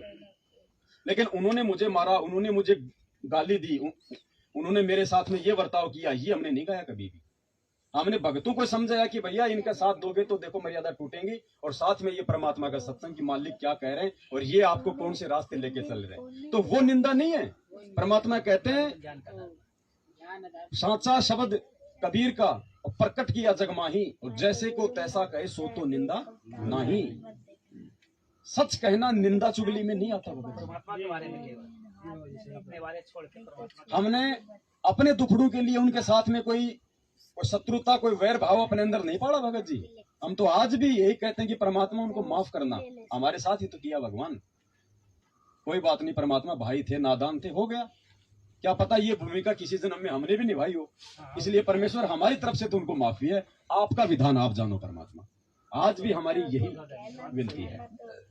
ये तो भगत जी जब मध्य प्रदेश में दास गया था, वहां जब दास की इन्होंने पिटाई करी थी, तो दास तो पिटाई के 1 घंटे बाद में छुप कर रोया था वहां पे, मालिक से माफी मांग रहा था कि परमात्मा इनको माफ करना, इनको मालूम नहीं ये क्या कर रहे हैं आज, और भविष्य में इनको क्या जो है भोगना पड़ेगा। दास रो रहा था वहां पे, उनके लिए परमात्मा से प्रार्थना कर रहा था। लोग बोल रहे भाई साहब क्यों, आप क्यों रो रहे हो? मैंने कहा भाई है कोई बात, ये तो उस समय की बात है भगत जी, आज हमें की कैसी नजर चुगली कर सकते हैं हम किसी की। अब ये ज्ञान लेने के बाद, लेकिन जो सच है वो भाइयों को जागरूक करने के लिए हम जरूर बताएंगे, वो निंदा चुगली में नहीं है भाई। परमात्मा के बारे हाँ जी। भगत जी, मैं एक रामचंद्र जी का मैं किसी व्यक्ति से देखा था, वार्ता हो रहा था, बात कर रहे थे, ऐसा घनिष्ठता बोल रहे थे इधर से, मैं सोचा कि ये भगत होने का धिक्कार है, कैसा बात कर रहे हैं, और लोग कहते हैं कि ऐसा है, सब गंदा गंदा बात बोल रहे हैं। कोई बात नहीं भगत जी, उनके कर्म उनके साथ में है। बहुत अच्छा भगत थे, बहुत आज अच्छा। भी अच्छे भगत हैं, तो वीडियो निकाल लेकिन करके अपने भाई पे विरोध होने के चलते थोड़ा कोई बात नहीं। हाँ जी बोलो भगत जी। वो भी अच्छे भगत हैं, अगर बहुत अच्छे बात आप की बात इधर बोल गलती कर रहे हो, कोई भी भाई भगत कि भाई आप एक उनके मुंह पे, मेरा मुंह पे बोलता है मुझे, तो वो निंदा चुगली में आता है क्या? तो भाई आप इधर में तो उनको सीधा सामने बोल देता कि आपका ये गलती हो रहा है। यही सारी बातें परमात्मा अभी आगे वीडियो में करवाएंगे, हमारा यही टॉपिक है सारा। अगर कोई आदमी आपको लगता है कि ये गलत है और इसकी गलती के चलते यदि उसका भी नुकसान हो रहा है और अन्य भी किसी का नुकसान हो रहा है और आप चाहते हो उसको जागरूक करना, तो उसकी गलती आप उसको स्वयं बताओ, उसके सामने बताओ। आप वो निंदा चुगली में नहीं है, वो आप एक परोपकार का काम कर रहे हो। वो नहीं मानता है, आप चुप हो जाओ, वो बात अलग है। लेकिन उसको ना कहने के बजाय हमारी हिम्मत उसके मुंह पे जाके कहने की नहीं है और तीसरे के सामने जाके हम उसकी गलतियां बताते हैं, भले वो गलत है लेकिन फिर भी हम दोषी हैं। अगर हम उसको कहने की हिम्मत नहीं रखते कोई भी बात, आप और हम दो भगत हैं और हम किसी तीसरे की बात कर रहे हैं, भले उसकी गलती है या नहीं है। अगर आप डायरेक्ट उस भगत को कहने की हिम्मत नहीं रखते हो तो आपको कोई अधिकार नहीं कि उसकी बात आप किसी तीसरे आदमी से करो, आप दोषी हो भगवान के। कहना है तो उसके सामने कहो, उसके सामने कहने की औकात नहीं है, डरते हो, शर्म आती है, तो तीसरे के सामने उसकी चर्चा करके निंदा के पात्र मत बनो, भगवान की नजरों में दोषी मत बनो। मालिक की चर्चा करो, सत्संग की चर्चा करो, भगवान की चर्चा करो, अच्छे की चर्चा करो। कोई दूसरा भगत भाई भी अगर हमारे पास में बैठ के और यदि कोई ऐसी वैसी बात करता है किसी तीसरे भगत के बारे में, और यदि आप उसको मना ना करके यदि आप उसकी बात सुनते हो तो भी भगवान के दोषी हो। आप सीधा बोलो भाई साहब कोई मालिक की चर्चा हो तो हम करें, भगत जी फालतू की बातों के लिए हमारे पास समय नहीं है, चाहे कोई कितना घनिष्ठ क्यों ना हो आपका। ये दास भी अगर कभी अगर गलती से इस प्रकार की कोई बात अगर कर दे तो आपकी जिम्मेदारी बनती है दास को प्यार से टोकना कि भगत जी ये चर्चा हमारा ये विषय नहीं है, हमारा चर्चा मालिक की चर्चा है। क्या कहा गुरुदेव ने, कबीर कथा करो करतार की, सुनो कथा करतार, कहे कबीर सुनिए नहीं, आन कथा सुनिए नहीं। ये सब निंदा चुगली एक दूसरे की, ये सब आन कथा में आती है। क्या कहा, चर्चा करे तो भगवान की करे, नहीं तो चर्चा ही मत करो, वरना तुम दोषी ही बनोगे। फिर निंदा चुगली करके निंदा तो ऐसी लगे जैसे दही बड़े, फिर हम भगवान के दोषी हो जाएंगे। आज यही तो हमारा टॉपिक है भगत जी, हमने आत्मिक उत्थान की ओर आगे बढ़ना। अब हम वो गलतियां ना करें जिन गलतियों के चलते काल हमारे को फांस लेता है हर बार। ये कलयुग हर बार आता है हमारे जीवन में, ये पहला समय नहीं है जो हम इस कलयुग की पिछली पीढ़ी में इस भगवान के शरण में। ऐसे ऐसे कलयुग हमने बहुत निकाल दिए और हर कलयुग में हमारे को इतना ही ज्ञान होता है क्योंकि शिक्षा होती है। परमात्मा हमारे को अक्सर ज्ञान से युक्त करते हैं, हमारे को ये अनमोल ज्ञान देते हैं। हम इतने ही ज्ञानी होते हैं फिर भी हम कहीं ना कहीं मार खा जाते हैं, और ऐसे कलयुग हमने पता नहीं कितने निकाल दिए। हर कलयुग में भगवान वही बात है। तो भाई इसलिए परमात्मा कहते हैं समझा है तो सिर दर पार भौर नहीं रे। इसलिए आज हमने अभी तो एक बात बताओ, हम ये पांचों जो गहने हैं, शील, संतोष, विवेक, दया, अक्षमा, इसके अलावा 16 गहने और हैं, है ना? परोपकार, पता नहीं क्या क्या नाम बताए परमात्मा ने, सहनशीलता बहुत हैं, मृदुभाषी, है ना, दयावान, बहुत सारे। 5 तो मुख्य गहने, जैसे माता बहनें पहनती हैं मैन 5, या पहन लिया, हाथों में पहन लिया। और कुछ गहने ऐसे हैं जो मतलब कि हमारे को दिखाई नहीं देते, वो मतलब अंदरूनी को पहने जाते हैं। तो मैन तो 5 गहने हमारे, शील, संतोष, विवेक, दया, अक्षमा। अब इन पांचों गहनों को तो हम उस समय पहनेंगे, पहले तो हमारे से वो सांसारिक जो गहने हैं वो ही नहीं उतर रहे, जो भक्ति मार्ग में बाधक है। ये सोना चांदी डायमंड फलाना दिखना, ये नकली अंगूठी चीटी पता नहीं आर्टिफिशियल, हमारे से वो नकली गहने नहीं उतर रहे। इनको तो धारण हम कौन से दिन करेंगे, ये सोचो। उन पांचों गहनों को तो भक्ति वालों को तो धारण करने के लायक उस समय होंगे जब ये नकली सोना चांदी ये गहरे हम उतारेंगे अपने शरीर से। अभी तक तो वो ही नहीं उतर रहा, वो बोझ ही नहीं उतर रहा। जबकि भगवान ने सीधा सीधा कह दिया कि सोने में तो काल का प्रवेश है, इसको पहनना तो दूर, इसको तो अपने घर में भी नहीं रखना चाहिए। और हम अपने नाक कान में उसको भगत होके सजा के घूम रहे हैं। क्या कर रहे हैं हम? वो पांचों गहने तो कोसों दूर है। अभी हम कहाँ खड़े भक्ति मार्ग में? नियम वो ही नहीं है जो आपको पर्चों पे लिख के दे दिए। क्या कहा परमात्मा ने?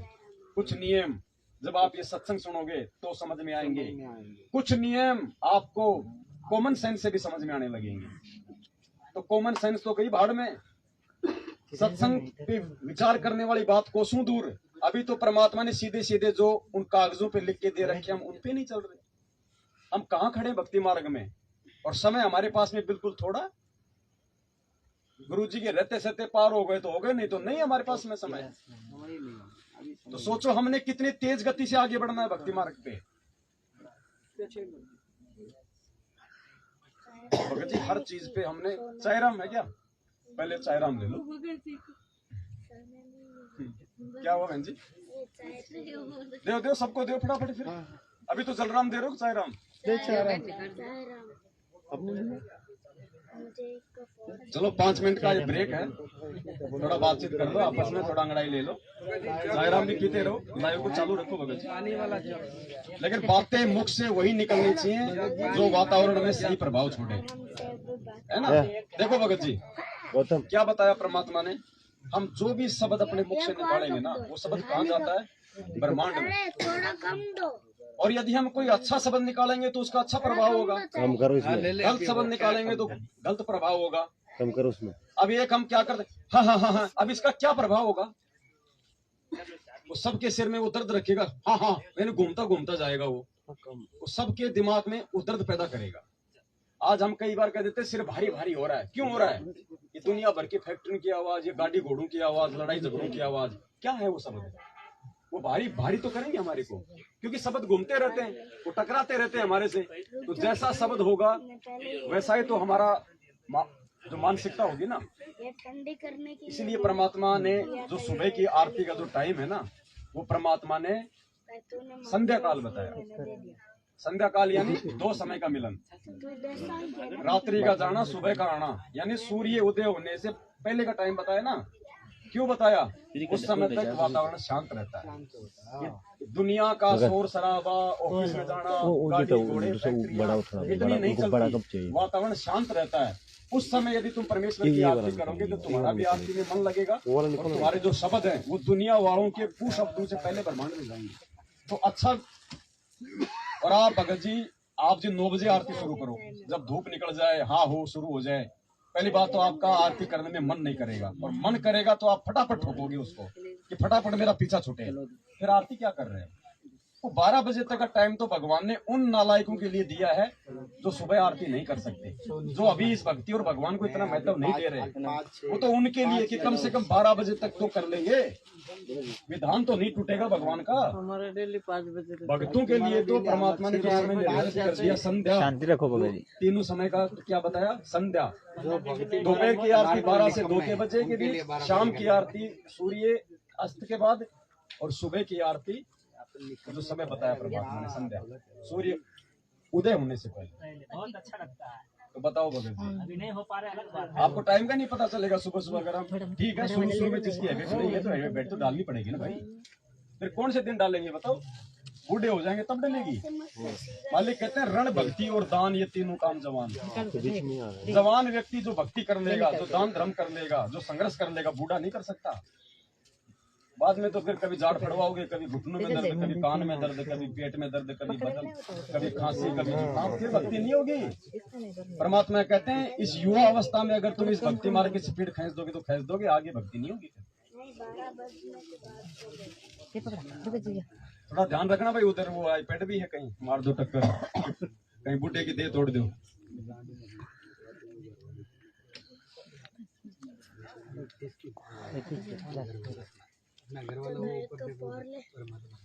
ये व्हाट्सएप चैनल वही चैनल यूट्यूब पे सेट करो आ जाए। सीखना पड़ेगा यार।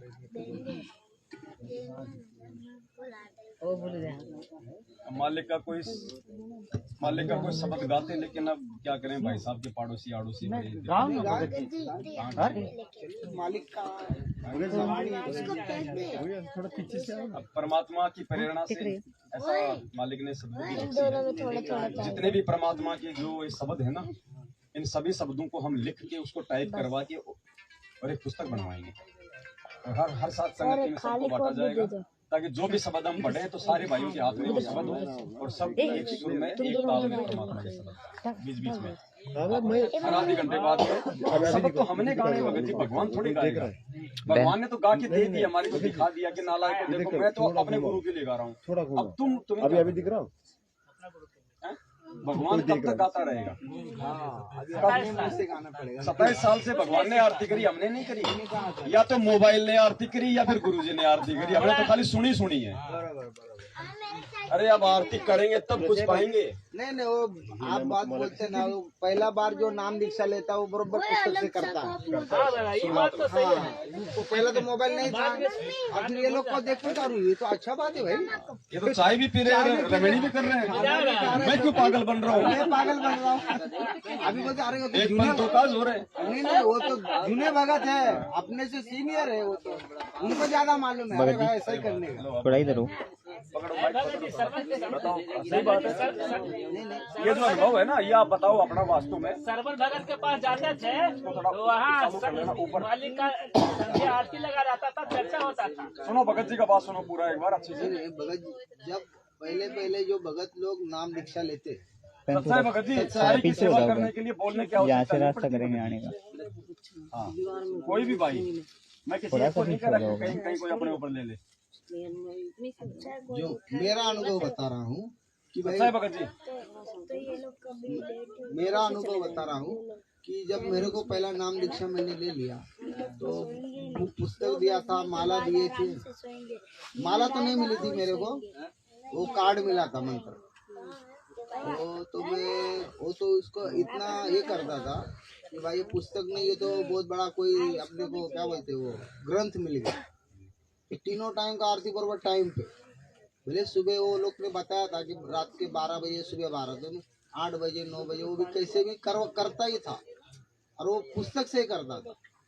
और शुरू में तो हम, हाँ शुरू में तो हम लोग मतलब टाइम का भी ध्यान रखते थे। हाँ, सुबह उठते सबसे पहले हाँ, ये सबसे करते थे। पहले ये करने का, बाकी सबका मंत्र करने, नहा धो के पहला नहीं, वो पहले से भाई नहा धो के आरती करना है, मंत्र करना है, फिर बाकी का काम करना है। और उस टाइम में मेरे पास माला बिला नहीं थी, वो मंत्र वो पत्थर से करता था। 11 पत्थर ये रख लेता था, एक मंत्र हो गया, 22 पत्थर ऐसा, फिर 10 ये हो गया, एक इधर का ये हो गया, यानी 108 वैसा कर लेता था। वो अच्छी तरह से भक्ति हो रहा था। और जैसे मैंने ये लोग के साथ में जाना उठना बैठना हो गया, मैं देखने लगा भाई ये कैसा, ये वीडियो मोबाइल पे लगा रहे हैं, कोई खाना बना रहा है, कोई जा रहा है क्या चाय पी रहा है। अरे बोले ये तो अपन तो कर रहा है। हाँ कोई बातचीत भी कर रहे हैं। अरे बोले ये कैसी है, ये तो यानी ये तो अपने सीनियर है, इनको ज्यादा मालूम है, आप बनी एड़े। और ये सही कर रहे हैं, हाँ ये सही कर रहे हैं, हम गलत कर रहे हैं। अपन गलत कर रहे हैं। तभी लाभ नहीं हो रहे कुछ, अनुभव कर रहा हूं मैं भगत जी की बातचीत नहीं हो तभी हम कोऑर्डिनेटर नहीं बन रहे। हाँ, तभी हमारे को सार नाम नहीं मिल रहा। कोऑर्डिनेटर का बात नहीं, लेकिन नहीं अपन परमात्मा बोलते हैं ना कि भाई ये जो भक्ति है, विधि है ना, ये आपको चलते फिरते करना है। तो हाँ, तो क्या चलते फिरते करना है अपने को समझ में है नहीं, तो अपन ये भक्ति का पूरा ही विधि चलते फिरते करना ऐसे ले लेते हैं। पाकिट में मोबाइल रखा, हाँ, वीडियो पाकिट में मोबाइल चालू है। आसान तरीका मिल गया ना। अरे बहुत सरल तरीका, बहुत सरल। अरे देखो, अपन लोगों को भी बोलते थे अरे इतना भक्ति करना क्या, मोबाइल पे चालू करके हो गया तुम्हारी भक्ति क्या। इसलिए परमात्मा कहते हैं ज्ञान संपूर्ण हुआ नहीं, हृदय नहीं नहीं छिदाए, छिदाए, देखा देखी भक्ति का रंग नहीं रहा। तेरा है अपना साला तो मोबाइल भक्ति कर रही थी हम लोग कुछ नहीं कर रहे नहीं सही में यार, मोबाइल में मेरा मोबाइल 2 बार गटर में गया, कुछ नहीं हुआ। इसीलिए वो भगत जी एक बार बोले ना, अरे भाई तू कहाँ भक्ति कर रहा है, वो तो मोबाइल कर रहा है, इसके लिए उसको कुछ नहीं हुआ। फिर बोला अरे बरो मोबाइल का नसीब अच्छा मोबाइल का नसीब अच्छा है, उसको तो परमात्मा क्यों, वो आलस नहीं किया। वो आलस नहीं कर रहा था, अपन आलस कर रहे थे। नहीं बात सही है भगत जी, जो टाइम पे आता है ना, यानी जो ठीक का समय आता है ना, वो भी मेरे को पूरा यकीन है। दयालु मालिक भगत जी दया करता है। देखो ठीक का वो समय आता आज से पहले यदि आप लोगों को थोड़ा बहुत अगर मैनेजमेंट वाले भाइयों का यदि संगति नहीं मिलती, आप तो आज आप क्या सही है क्या गलत है आप ये भेद नहीं कर पाते थे। पहले आपको परमात्मा ने वहां दिखाया, फिर आपको भगवान ने इधर जोड़ा, तो आज आप निर्णय कर सकते हो कि वास्तव में उस परमात्मा का सही मार्ग कहाँ से चला, और तभी हम टिकेंगे। परमात्मा की वाणी की भाई सोई जन्म मेरा जो नीर खीरता करे निबेरा। वही भगत जी फिर वापिस गोल राउंड करके वही क्वेश्चन आ जाता। क्या मालूम फिर दिमाग कि ये लोग का बुद्धि खुले तो कैसा खुले, अपन कैसे समझाए को आप तो अपन सब इसका परमात्मा इसका जवाब आपको दिलवा। मैं सोचा आप समझदार हो, आप भी समझ जाओगे इशारों में, नहीं समझे नहीं कांटा फिर सुई पे अटक जाता ना कि परमात्मा। देखो भगत जी कह रहे हैं कि हम एक ही गुरु के चेले हैं, समान ज्ञान दिया भगवान ने हमारे को, हमारी समझ में आ गया, और उन लोगों को हम समझा रहे तो भी समझ में नहीं आ रहा, ये चक्कर क्या है। तो चक्कर भगत जी परमात्मा ने सबसे बड़ा बताया हमारे पिछले जन्म के भक्ति संसारों का। परमात्मा कहते हैं पिछले ही जन्म से होते हैं पूर्ण हंस मुराद। हमारी पिछले जन्मों की भक्ति कहाँ तक की है। 2 मिनट बाद जैसे आपके 2 बच्चे हैं, एक बच्चा आपका 5 साल का है, एक बच्चा आपका 20 साल का है। दोनों बच्चों को आप डॉक्टर बनाना चाहते हैं, एक बच्चे को आपने MBBS में दाखिला दिला दिया, वो डॉक्टर की पढ़ाई कर रहा है। 5 साल वाला बच्चा अभी आपका जो है वो LKG में पढ़ रहा है, दोनों को डॉक्टर बनना है। अब जो बच्चा जो डॉक्टरी की जो पढ़ाई कर रहा है फाइनल, वो ये सोचे कि यार उसको भी डॉक्टर बनना है? वो फाइनल में क्यों नहीं आ रहा। आज मैं डॉक्टर बनने जा रहा हूँ, वो अभी LKG में बनना, उसको भी डॉक्टर है, वो डॉक्टर बनने की तरफ क्यों नहीं बढ़ रहा, मेरे साथ क्यों नहीं आ रहा। क्या वो 5 साल का बच्चा वो MBBS वाला ज्ञान वो ग्रहण करने के लायक है? क्या उस बच्चे में इतनी बुद्धि है? पढ़ना उसको भी डॉक्टरी है, जाना उनको भी सतलोक है। हम भी सतलोक जाने के लिए MBBS रूपी साथ संगति में एडमिशन हो गया। हम सोच रहे हैं कि वो भी आ जाएं, लेकिन वो जबरदस्ती उड़ के नहीं आएंगे, क्योंकि उनके संस्कार इतने मजबूत नहीं है, उनके अंदर ये विवेक, ये बुद्धि, ये नीर खीर का निबेरा करने की क्षमता नहीं है। उनको अभी सीढ़ियां चढ़ना बाकी हैं। हो सकता है इनको कई जन्म और लेने पड़ जाए।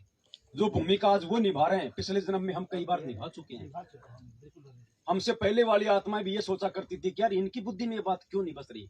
जो भूमिका आज गुरु जी का भाई निभा रहा, हो सकता है किसी जन्म में हमने भी निभाई है भगोड़े की, गुरु जी के साथ में वो दगा करने की हमने भी निभाई है, क्योंकि ये हमारा एक पहला जन्म थोड़ी है। जन्म तो है ही नहीं, ये बात 4 युग में थे। इसलिए हमको उनके ऊपर रहम आना चाहिए, उन पे दया आनी चाहिए। उनके साथ हमने राग द्वेष ईर्ष्या नहीं, बल्कि उनके हित के लिए हमारा प्रयास उनको समझाने का होना चाहिए। और कोई नहीं समझ पा रहा तो उसके संस्कार कमजोर हैं। परमात्मा ने क्या बताया कि एक व्यक्ति जो IAS ऑफिसर है, जिला कलेक्टर है, और एक व्यक्ति 90 साल का बूढ़ा अनपढ़ है। 90 साल वाला तो गुरुजी से नाम लेकर दृढ़ता से भक्ति कर रहा है, और IAS ऑफिसर गुरुजी का मजाक उड़ाता है कि वो जेई अरे हरियाणा में नौकरी करता था यार, हमारे गांव के पास उसका गांव है, तो उसको भगवान कह रहा है, तेरी बुद्धि भ्रष्ट हो गई। क्यों? वो पढ़ा लिखा होने के बावजूद भी उसके संस्कार मजबूत नहीं है। शिक्षा से या पढ़ाई से ये चीजें समझ में नहीं आती। परमात्मा कहते हैं यहाँ का PhD समझना बहुत आसान है, कि परमात्मा का ज्ञान समझना महाभारत है। ये तो उसी आत्मा को समझ में आएंगे जिसके पिछले जन्म जन्मांतरों के भक्ति संस्कार मजबूत होंगे। फिर वही बात हो गई ना, फिर क्या उनको समझाएंगे। हमने अपना विधान पूरा करना भगत जी, धर्म बनता भगत, धर्म हमने विधान पूरा करना है। धर्म बनता है। क्या गुरुजी को नहीं पता कि जितने लोग मेरे भगत बन गए इनमें से अंत में कितने पार होंगे? क्या 650 साल पहले उस परमात्मा को नहीं पता था कि इन 64 लाख में से कितने जाएंगे सतलोक? फिर भी भगवान सबको ज्ञान दे रहा था ना, सबको बार बार यही कह रहा था ना कि बच्चों भक्ति करो सब सतलोक जाएंगे, जबकि उनको पता था ना कि सतलोक नहीं जाएंगे। तो भले ही हमें पता चल रहा है इन बातों का, उनके संस्कार कमजोर हैं, अभी वो सच्चाई समझने के लायक नहीं है, लेकिन हमने तो अपना प्रयास करके, हमने तो अपने गुरुदेव के पद चिन्हों पे चलते हुए हमने अपना उस शिष्य धर्म निभाना है। कल को गुरुजी ये ना कह दे, बैटरी चार्जर लगा दो, कल को गुरुजी ये ना कह दे कि नालायक तुझे पता था तो तूने उनको क्यों नहीं आगाह किया। बस इसको सीधा करना। हमारे को ये टेंशन नहीं होनी चाहिए कि वो क्यों नहीं समझ रहे, वो उनके अपने संस्कार है भाई। मालिक जाने। एक बाप के 4 लड़के हैं, एक तो बन गया पढ़ लिख के जिला कलेक्टर, 3 खेत में हड़ चला रहे हैं। अब उनके संस्कार भाई, चार्जर लेके आओ। उनके संस्कार, बाप ने उसको कलेक्टर नहीं बनाया। वो बाप गांव में ताली पीटता ना, मैंने मेरे छोरे को कलेक्टर बना दिया, वो 3 लड़कियों जोत रहे हैं, उनको बना देता। अगर तूने बनाया तो उनको उनके संस्कारों ने बनाया। तो इसी प्रकार इस भक्ति मार्ग में भगत जी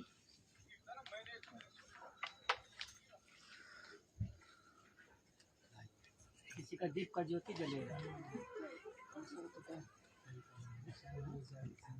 किसी को जो तमोगुण का रहेगा ना तमोगुण वाला उसको ज्योति जलने का सीखेगा, प्रयास का, वो चादर चढ़ेगा, पूरा विवाह नहीं होगा, चादर चढ़ेगा, यानी प्रयास करके उसको ज्योति दान पुण्य में लगेगा तो प्रयास कर मानेगा नहीं, पार नहीं होगा, दान आराम से लगाना चढ़ेगा, भक्ति मार्ग में ज्वाइंट होगा। ठीक सत साहिब, तो ये बात है भगत जी, इस प्रकार उनके कमजोर संस्कार है। और सबसे ज्यादा कमजोर संस्कार हैं गुरु जी के परिवार वालों के। और संस्कारी कमजोर नहीं, उनका महादुर्भाग्य भी है कि वो इस जन्म में पार नहीं हो सकते। जो गुरु जी ने बताया ना, दीपक के नीचे तो ये सबसे बड़ा दुर्भाग्य है। वो क्योंकि आगे तो मालिक जाने कब क्या करेंगे, लेकिन ये क्योंकि भगत जी ये भ्रमणा तोड़ने के लिए तो भगवान ज्ञान देते हैं। अब ना समझे में लोग क्या सोचेंगे, अरे यार गुरु जी का बेटा, गुरु जी की बेटी, गुरु जी का फूफा, गुरु जी का जवाई, गुरु जी के रिश्तेदार, भैया कितने पुण्यकर्मी हैं। पुण्यकर्मी तो हैं, इसमें कोई शक नहीं है, तभी तो भगवान ने उनको अपनी पारिवारिक लीला का हिस्सा बनाया। लेकिन उनसे बड़ा कोई दुर्भाग्यशाली भी नहीं।